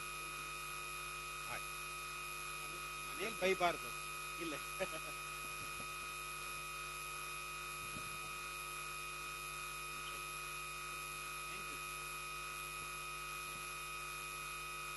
ಹೆಗ್ಡೆ ಅವರು ತುಂಬಾ ಉದಾರಿಗಳು ಅಂತ ಗೊತ್ತಿತ್ತು. ಅದು ಮತ್ತೆ ಮತ್ತೆ ಅದಕ್ಕೆ ಸಾಕ್ಷ್ಯ ದೊರಕ್ತಾ ಇದೆ. 5 ನಿಮಿಷ ಹೆಚ್ಚಿಗೆ ನಂಗೆ ಕೊಟ್ಟಿದ್ದಾರೆ, ಅದಕ್ಕೆ ನಾನು ಅವರಿಗೆ ಕೃತಜ್ಞನಾಗಿದ್ದೇನೆ. ಇಲ್ಲಿಯವರೆಗೂ ನೀವು ಕೇಳಿದಂತೆ ಗಿರಡ್ಡಿಯವರ ವ್ಯಕ್ತಿತ್ವಕ್ಕೆ ಸಂಬಂಧಿಸಿದಂತಹ ಅತಿ ಮುಖ್ಯವಾದ 2 ಅಂಶಗಳನ್ನು ಈ ಇಬ್ಬರು ವಿದ್ವಾಂಸರು ಗುರುತಿಸಿದ್ದಾರೆ. ಒಬ್ಬ ವ್ಯಕ್ತಿಯ ಬದುಕು ಅಂತಂದ್ರೆ ಅದು ಕೇವಲ ಆ ವ್ಯಕ್ತಿಯ ಬದುಕಲ್ಲ, ಆ ವ್ಯಕ್ತಿ ಬದುಕಿದ್ದಂತಹ ಸಮಾಜದ, ಆ ವ್ಯಕ್ತಿಯನ್ನು ರೂಪಿಸಿದಂತಹ ಸಂಸ್ಕೃತಿಯ ಬದುಕು ಆಗುತ್ತೆ. ಆದ್ರಿಂದ ಗಿರಡ್ಡಿಯವರ ಬಗ್ಗೆ ಮಾತಾಡೋದು ಅಂತಂದ್ರೆ ಗಿರಡ್ಡಿಯವರು ಹುಟ್ಟಿ ಬೆಳೆದ ಮತ್ತು ತಾವು ಸಾಕಷ್ಟು ಕೊಡುಗೆ ಕೊಟ್ಟಂತಹ ಧಾರವಾಡದ ಸಂಸ್ಕೃತಿ, ಧಾರವಾಡ ಸಮಾಜ, ಅಲ್ಲಿನ ವಾತಾವರಣ, ಇವುಗಳ ಬಗ್ಗೆ ಮಾತಾಡುವುದು ಕೂಡ ಅವುಗಳು ಅಷ್ಟೇ ಮುಖ್ಯ ಅಂತ ತುಂಬಾ ಚೆನ್ನಾಗಿ ಗುಂಡೂರವರು ಹೇಳಿದ್ದಾರೆ. ಹಾಗೆಯೇ ಹೇಗೆ ಗಿರಡ್ಡಿಯವರು ಕಾವ್ಯವನ್ನು ಬರೆಯಲಿ, ಕಥೆಯನ್ನು ಬರೆಯಲಿ ಅಥವಾ ಭಯಂಕರವಾದ ವಿಮರ್ಶನ ವಾಗ್ವಾದಗಳಲ್ಲಿ ತೊಡಗಿಕೊಂಡಿರಲಿ, ಅವರಿಗೆ ಮುಖ್ಯವಾದದ್ದು ಸಾಹಿತ್ಯದ ಮೂಲಕ ಅಥವಾ ವಿಮರ್ಶೆಯ ಮೂಲಕ ಅಸ್ತಿತ್ವಕ್ಕೆ ಬರುವ ಸಂಬಂಧಗಳು, ಮಾನವೀಯ ಸಂಬಂಧಗಳು. ಸಾಹಿತ್ಯ ಈ ಸಂಬಂಧಗಳನ್ನು ಕಟ್ಟಬೇಕೇ ಹೊರತು ಅವುಗಳನ್ನು ಕೆಡಹುವಂತಹ, ನಿರ್ನಾಮ ಮಾಡುವಂತಹ ಕಾರ್ಯವನ್ನು ಯಾವಾಗಲೂ ಮಾಡಬಾರದು ಅಂತ ಗಿರಡ್ಡಿ ನಂಬಿದ್ರು ಅಂತ ಬಹಳ ಆಪ್ತವಾಗಿ ಮಾತಾಡಿದ್ದಾರೆ ಹೆಗ್ಡೆಯವರು. ನಾನು ಪ್ರಾರಂಭದಲ್ಲಿ ಹೇಳಿದೆ ಹೇಗೆ ಗಿರಡ್ಡಿಯವರು ಶ್ರೇಷ್ಠ ವಿಮರ್ಶಕರಾಗಿದ್ರು, ಆದರೆ ವಿಮರ್ಶಕರಷ್ಟೇ ಅಲ್ಲ ಅಂತ. ಅವರು ಕವಿಯೂ ಆಗಿದ್ರು, ಕತೆಗಾರರೂ ಆಗಿದ್ರು, ಲಲಿತ ಪ್ರಬಂಧಕಾರರು ಆಗಿದ್ರು, ಅನುವಾದಕರು ಆಗಿದ್ರು ಅಂತ. ಒಂದು ಅಂಶವನ್ನ ಸ್ಪಷ್ಟಪಡಿಸುವುದಕ್ಕಾಗಿ ನಿಮಗೆಲ್ಲರಿಗೂ ಗೊತ್ತಿರುವಂತಹ ಅವರ ಕಾವ್ಯದ ಬಗ್ಗೆ 1-2 ಮಾತುಗಳನ್ನು ಆಡಬೇಕು. ಯಾಕೆಂದ್ರೆ ಅದರಿಂದಾಗಿ ನಾನು ಒಂದು ಅಂಶವನ್ನು ಸ್ಪಷ್ಟಪಡಿಸೋಕ್ಕಾಗಿ, ನಿಮಗೆ ಗೊತ್ತಿರೋ ಹಾಗೆ ಅವರು 2 ಕವನ ಸಂಕಲನಗಳನ್ನು ಬರೆದರು. ಆ 2 ಕವನ ಸಂಕಲನಗಳಲ್ಲಿ 2ನೇಯದು ಮರ್ಲಿನ್ ಮನ್ರೋ ಮತ್ತು ಇತರ ಪದ್ಯಗಳು ಅನ್ನತಕ್ಕಂಥದ್ದು 1974ರಲ್ಲಿ ಹೊರಬಂತು. ಇದರಲ್ಲಿ ಅನೇಕ ಶ್ರೇಷ್ಠ ಕವನಗಳಿವೆ ಮತ್ತು ಮನಸ್ಸನ್ನು ಆರ್ದ್ರಗೊಳಿಸುವಂತಹ ಕವನಗಳಿವೆ. ಅವುಗಳಲ್ಲಿ ಒಂದು ಮೆರ್ಲಿನ್ ಮನ್ರೋ ಅನ್ನತಕ್ಕಂಥದ್ದೇ. ಮೆರ್ಲಿನ್ ಮನ್ರೋ ಚಾರಿತ್ರಿಕ ವ್ಯಕ್ತಿ, ನಿಜ ವ್ಯಕ್ತಿ. ನಿಮಗೆಲ್ಲರಿಗೂ ಅವಳು ಗೊತ್ತು ಅಥವಾ ಅವಳ ಬಗ್ಗೆ ಕೇಳಿರಬಹುದು, ಅವಳು ನಟಿಸಿದ ಸಿನಿಮಾಗಳನ್ನು ನೋಡಿರಬಹುದು. ಇರಲಿ, ಅವಳ ಬಗ್ಗೆ ಬರೀತಾ ಅವರು ಹೇಗೆ ಮೆರ್ಲಿನ್ ಮನ್ರೋ ಇಹದ ಸಕಲ ಭೋಗ ಭಾಗ್ಯಗಳನ್ನು ಕೂಡ 2 ಕೈಗಳಲ್ಲಿ ಹಗಲು ರಾತ್ರಿ ಬಾಚಿಕೊಂಡರೂ ಕೂಡ ಮುಂದೆ ಅದ್ಭುತವಾಗಿ ಹೇಳ್ತಾ ಹೋಗ್ತಾರೆ. ಆ ಸಾಲುಗಳನ್ನು ಮಾತ್ರ ನಿಮಗೆ ನಾನು ಹೇಳ್ತೇನೆ. ಇಂದ್ರನ ಅಮರಾವತಿಯ ಭೋಗ ಭಾಗ್ಯಗಳನ್ನು ಛೀಗಳೆವ ಸಂಪತ್ತು ಅವಳದಾಗಿತ್ತು. ಇಂದ್ರನ ಅಮರಾವತಿಯ ಭೋಗ ಭಾಗ್ಯಗಳನ್ನು ಛೀಗಳೆವ ಸಂಪತ್ತು, ಕೀರ್ತಿಯೋ ಶ್ರಾವಣದ ಹಸಿರಲ್ಲಿ ಹೊಂಬಿಸಲ ಗತ್ತು. ಆದರೂ ಬದುಕ ಬರಲಿಲ್ಲ ಈ ಹುಡುಗಿಗೆ. ಅವಳ ಬಗ್ಗೆ ಅನುಕಂಪ, ಅವಳನ್ನು ಅರ್ಥ ಮಾಡಿಕೊಳ್ಳುವ ಪ್ರಯತ್ನ, ಇವೆಲ್ಲವೂ ಈ ಒಂದು ಶಬ್ದದಲ್ಲಿ ಬರುತ್ತೆ. ಮರ್ಲಿನ್ ಮನ್ರೋ ಅಂತ ಅವರನ್ನ, ಅಥವಾ ಡಯಾನಾ, ಅವಳು ಹಾಗೆ ತುಂಬಾ ಚಿಕ್ಕ ವಯಸ್ಸಿನಲ್ಲಿಯೇ ಸತ್ಲು, ಆತ್ಮಹತ್ಯೆ ಮಾಡಿಕೊಂಡ್ಲು, ಏನೋ ಗೊತ್ತಿಲ್ಲ. ಇಂತಹವರನ್ನ ಟೀಕಿಸುವುದು ತುಂಬಾ ಸುಲಭ. ಇವರೇನು ಲೈಂಗಿಕತೆಯಿಂದ ಅವ್ರ ಬದುಕು ತುಂಬಿರುತ್ತೆ, ಅದಕ್ಕೆ ಹಪಹಪಿಸ್ತಿರ್ತಾರೆ, ಇವರೆಲ್ಲ ಕಾಮ ಜೀವಿತಗಳು ಇತ್ಯಾದಿ ಏನ್ ಬೇಕಾದ್ರೂ ಹೇಳ್ಕೊಂಡ್ಬಿಡಬಹುದು.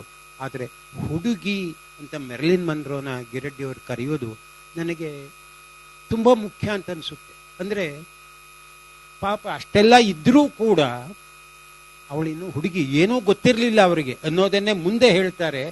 ಬದುಕ ಬರಲಿಲ್ಲ ಈ ಹುಡುಗಿಗೆ. ಅವಳು ಬೇರೆ ಎಲ್ಲಾನೂ ಕಲಿತ್ಲು, ಪ್ರೇಕ್ಷಕರನ್ನ ರಂಜಿಸುವುದನ್ನ, ನಿರ್ದೇಶಕರನ್ನ ಪ್ರೀತಿಸುವುದನ್ನ, ತನ್ನ ಮಾತಿಗೆ ಮಣಿಸುವುದನ್ನ, ಎಲ್ಲದನ್ನೂ ಕಲಿತ್ಲು. ಆದ್ರೆ ಬದುಕು ಬರಲಿಲ್ಲ ಈ ಹುಡುಗಿಗೆ. ಹೀಗೆ ಹೇಳ್ತಾ ಅಂದ್ರೆ ಅನುಕಂಪ ಮತ್ತೆ ಆಶ್ಚರ್ಯ ಮತ್ತೆ ಕರುಣೆ ಇವುಗಳಿಂದ ಕೂಡಿದ ಧಾಟಿಯಲ್ಲಿ ಹೇಳ್ತಾ ಕೊನೆಯಲ್ಲಿ ಹೇಳ್ತಾರೆ, ಮರ್ಲಿನ್, ನೀನು ನಿತ್ಯವೂ ನನ್ನ ಎದೆ ಕಾವು ಕುಳಿತಿರುವ ಭಾವಗಳ ವಸ್ತು ಪ್ರತಿರೂಪವೇನು?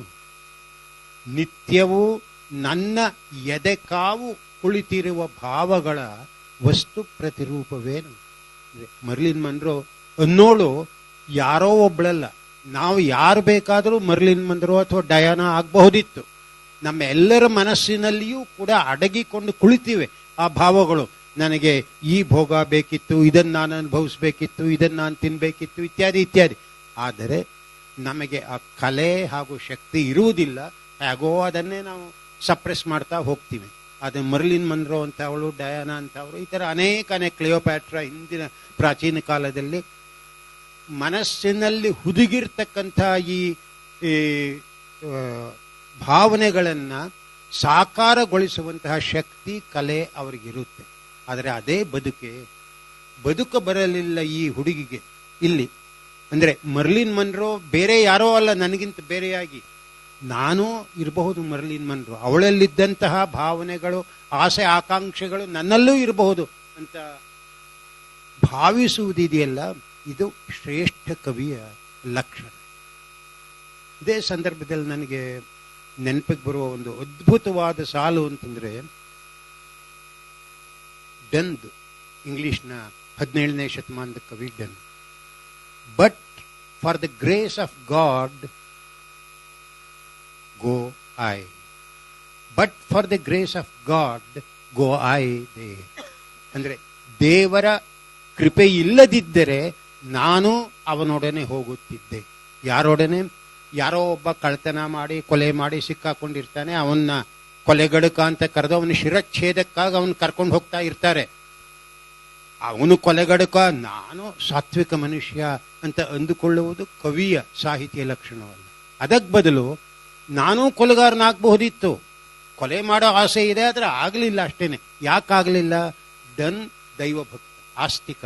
ಆದ್ರಿಂದ ಅವನು ಹೇಳ್ತಾನೆ, but for the grace of god, ಭಗವಂತನ ಕೃಪೆಯಿಂದ ಮಾತ್ರ ನಾನು ಕೊಲೆಗಡಕನಾಗದೇ ಇದ್ದೀನಿ. ಇಲ್ಲದೆ ಇದ್ರೆ, ಭಗವಂತನ ಗ್ರೇಸ್, ಕರುಣೆ ಇಲ್ಲದೆ ಇದ್ದಿದ್ರೆ, ದೇರ್ ಗೋ ಐ, ನಾನು ಅವನ ಹಾಗೇನೆ ಅಲ್ಲೇ ಹೋಗ್ತಾ ಇದ್ದೆ, ನನ್ನ ಶಿರಚ್ಛೇದವೂ ಆಗ್ತಾ ಇತ್ತು. ಅದನ್ನೇ ಇನ್ನೊಂದು ಸಂದರ್ಭದಲ್ಲಿ ನಾವು ನೋಡೋದಾದ್ರೆ, no man is an island to himself. ಯಾವ ವ್ಯಕ್ತಿಯೂ ಒಂದು ದ್ವೀಪವಲ್ಲ. I am a part of all I meet and I talk to. Therefore my neighbour don't ask whom the bell tolls, it tolls for thee. ಯಾರು ಸೆತ್ತಾಗ ಚರ್ಚಿನ ಗಂಟೆಗಳು ಹೊಡೆಯುತ್ತವಲ್ಲ, ಅವು ಯಾರು ಸತ್ರು ಅನ್ಬೇಡಿ, ಅದು ನಮಗೆಲ್ಲರಿಗೂ ಹೊಡೆಯುವ ಗಂಟೆಗಳೇ. ಯಾಕೆಂದ್ರೆ ಒಂದಲ್ಲ ಒಂದು ದಿವಸ ನಾವೆಲ್ಲರೂ ಸಾಯುತ್ತೇವೆ. ಈ ರೀತಿ ನಮ್ಮನ್ನು ಇತರರಿಗಿಂತ ಭಿನ್ನವಾಗಿ ಕಾಣದೆ ಇತರರೊಡನೆಯೇ ಸಮೀಕರಿಸಿ ನೋಡಿಕೊಳ್ಳುವಂತಹ ಆ ಭಾವ ಶ್ರೇಷ್ಠ ಸಾಹಿತಿಯ, ಶ್ರೇಷ್ಠ ಕಲಾವಿದನ ಭಾವ, ಲಕ್ಷಣ. ಅದು ಗಿರಡ್ಡಿಯವರಲ್ಲಿತ್ತು. ಹಾಗೆಯೇ ಅವರು 12 ಕಥೆಗಳನ್ನು ಬರೆದಿದ್ದಾರೆ. ಅನೇಕ ಉತ್ತಮ ಕಥೆಗಳಿವೆ. ಹಂಗೂ ತುಂಬಾ ಪ್ರಸಿದ್ಧವಾದರೂ ಕೂಡ, ಅಂದ್ರೆ ಹೇಗೆ ಒಳ್ಳೆಯ ಕೃತ್ಯಗಳು ನಮ್ಮನ್ನು ಋಣದಲ್ಲಿ ಕೆಡಹಬಹುದು ಅಂತ ತೋರಿಸ್ತಕ್ಕಂಥದ್ದು ಒಂತರಹ ಚೌಕಟ್ಟಿನಲ್ಲಿ ಚೆನ್ನಾಗಿರುವಂತಹ ಕಥೆ. ಆದರೆ ಅದಕ್ಕಿಂತ ಉತ್ತಮವಾದ ಕಥೆ ಅಂದ್ರೆ ಮಣ್ಣು. ಇಲ್ಲಿಯೂ ಅದನ್ನೇ ನಾವು ಕಾಣ್ತೇವೆ.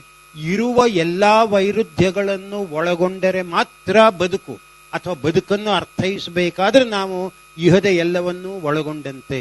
ಅಂದ್ರೆ ಇಲ್ಲಿ ಮಣ್ಣು ಸಾವನ್ನು ಅದು ರೂಪಕವಾಗಿ ದರ್ಶಿಸುತ್ತೆ. ಸತ್ತ ನಂತರ ನಾವು ಮಣ್ಣಿಗೆ ಹೋಗ್ತೀವಿ, ಅಥವಾ ಅದ ಮಣ್ಣಿನಿಂದಲೇ ಎಲ್ಲಾ ಜೀವವು ಕೂಡ ಮೇಲೆ ಏಳುವುದು. ಸೊ ಜನನ, ಮರಣ, ಅಥವಾ ಸಾವು, ಪ್ರೀತಿ, ಸ್ನೇಹ, ಜಗಳ ಇತ್ಯಾದಿ ಎಲ್ಲಾ ವೈರುಧ್ಯಗಳನ್ನು ಒಳಗೊಂಡಂತಹ ಬದುಕು. ಅದಕ್ಕೆ ರೂಪಕವಾಗಿ ಮಣ್ಣು ಅನ್ನತಕ್ಕಂಥ ಅದ್ಭುತವಾದ ಕಥೆ ಇದೆ. ಇವೆಲ್ಲವುಗಳಿಂದ ನಮಗೆ ನನಗೆ ಮತ್ತೆ ಮತ್ತೆ ತೋರುವ ಅಥವಾ ಸ್ವಲ್ಪ ಅದು ನನಗೆ ಅದು ಸಾಧ್ಯವಾಗದೇ ಇದ್ರೂ ಕೂಡ ನನ್ನಿಂದ ಆ ಒಂದು ಪೊಸಿಷನ್ನೇ ಇರಲಿಲ್ಲ ನನಗೆ. ಆದರೂ ಕೂಡ ತುಂಬಾ ಖೇದವನ್ನು ಉಂಟು ಮಾಡುವುದೇನು ಅಂದ್ರೆ, ಇಷ್ಟೆಲ್ಲ ಅಗಾಧ ವಾಂಗ್ಮಯವನ್ನ ಅನೇಕ ವೈವಿಧ್ಯಪೂರ್ಣ ನೆಲೆಗಳಲ್ಲಿ ಗಿರಡ್ಡಿ ರಚಿಸಿದ್ರೂ ಕೂಡ ಅವರಿಗೆ ಕೇಂದ್ರ ಸಾಹಿತ್ಯ ಅಕಾಡೆಮಿ ಪ್ರಶಸ್ತಿ ದೊರಕಲಿಲ್ಲ. ಇದು ಕನ್ನಡದ ದುರದೃಷ್ಟವೇ ಅಥವಾ ಅವರ ಜೊತೆ ಇದ್ದಂತಹ ನಮಗಳಿದ್ದೇ ಗೊತ್ತಿಲ್ಲ. ಒಂದು ಕಾರಣ ಸ್ಪಷ್ಟ, 5 ವರ್ಷ ಅವರು ದೆಹಲಿಯ ಸಾಹಿತ್ಯ ಸಂಘದಲ್ಲಿಯೇ ಕನ್ನಡದ ಕನ್ವೀನರ್ ಆಗಿದ್ರು. ಕನ್ನಡದ ಕನ್ವೀನರ್ ಆಗಿದ್ದರೆ ಸಾಹಿತ್ಯ ಅಕಾಡೆಮಿ ಪ್ರಶಸ್ತಿ ಬರುವುದಿಲ್ಲ. ಆದ್ರಿಂದ ಆ ಒಂದು 5 ವರ್ಷ ಮರ್ತು ಬಿಡೋಣ. ಮರ್ತರೂ ಕೂಡ ಅದಕ್ಕಿಂತ ಮೊದಲು ಅಥವಾ ಅದಕ್ಕಿಂತ ಅನಂತರ ಅವರು ಬರೆದಂತ ಎಸ್ಪೆಷಲಿ ವಚನ ವಿನ್ಯಾಸ ಒಂದು ಅತ್ಯಂತ ನೂತನ ರೀತಿಯಲ್ಲಿ 12ನೇ ಶತಮಾನದ ವಚನಗಳನ್ನ ನಿರ್ವಚಿಸುವಂತಹ ವಿಶ್ಲೇಷಿಸುವಂತಹ ಒಂದು ಬಗೆಯನ್ನ ಮೊಟ್ಟ ಮೊದಲ ಬಾರಿಗೆ ಕನ್ನಡದಲ್ಲಿ ಅವರು ಕನ್ನಡಿಗರಿಗೆ ಪರಿಚಯಿಸಿದರು. ಹೆಚ್ಚಿನ ಜನರು ಅದನ್ನು ಗಮನಿಸಲೇ ಇಲ್ಲ ಅಂತ ಅನ್ಸುತ್ತೆ, ಗೊತ್ತಿಲ್ಲ ನನಗೆ. ಅವರು ಆವಾಗ ಹೇಳ್ತಿದ್ರು, ಏನು ಗೊತ್ತಾಗೋದಿಲ್ಲ ಯಾತಕ್ಕೆ ಅಂತ, ಕಷ್ಟಪಟ್ಟು ಬರೆದಿದ್ದೀನಿ ನಾನು, ಏನೋ ಹೊಸದು ಅಂದ್ಕೊಂಡಿದ್ದೆ, ಏನೋ ಗೊತ್ತಿಲ್ಲ ಅಂತಂದ್ರು. ಹಾಗೇನೆ ಅಥವಾ ಇನ್ನೊಂದು, ಅವರು ಕನ್ನಡ ವಿಶ್ವವಿದ್ಯಾನಿಲಯದಿಂದ ಒಂದು ಬಹಳ ಒಳ್ಳೆಯ ಪುಸ್ತಕವನ್ನ, ಪ್ರಮಾಣು ಅನ್ನತಕ್ಕಂಥ ಬಹಳ ಒಳ್ಳೆಯ ಲೇಖನಗಳಿದ್ದವು ಅದರಲ್ಲಿ, ಅದಕ್ಕೆ ಬರಬಹುದಿತ್ತು. ಇಂತಹ ಅನೇಕ ಕೃತಿಗಳನ್ನ ಸಂಕಲನಗಳನ್ನ ಅವ್ರು ರಚಿಸಿದ್ದಾರೆ. ಯಾಕೆ ಬರಲಿಲ್ಲ ಅನ್ನೋದು ಗೊತ್ತಿಲ್ಲ, ಒಂದು ಒಗಟು, ಆದರೆ ದುರದೃಷ್ಟಕರವಾದದ್ದು. ಇಷ್ಟನ್ನು ಹೇಳ್ತಾ ಮುಂದೆ ನಾನು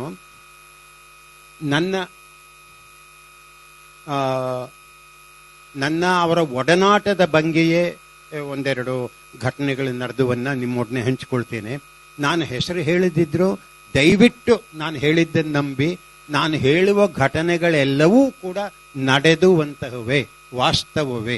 ಅವನ್ನು ಕಲ್ಪಿಸಿಕೊಳ್ಳುವಂತಹ ಕವಿಯಾಗಲಿ ಲೇಖಕನಾಗಲಿ ನಾನಲ್ಲ.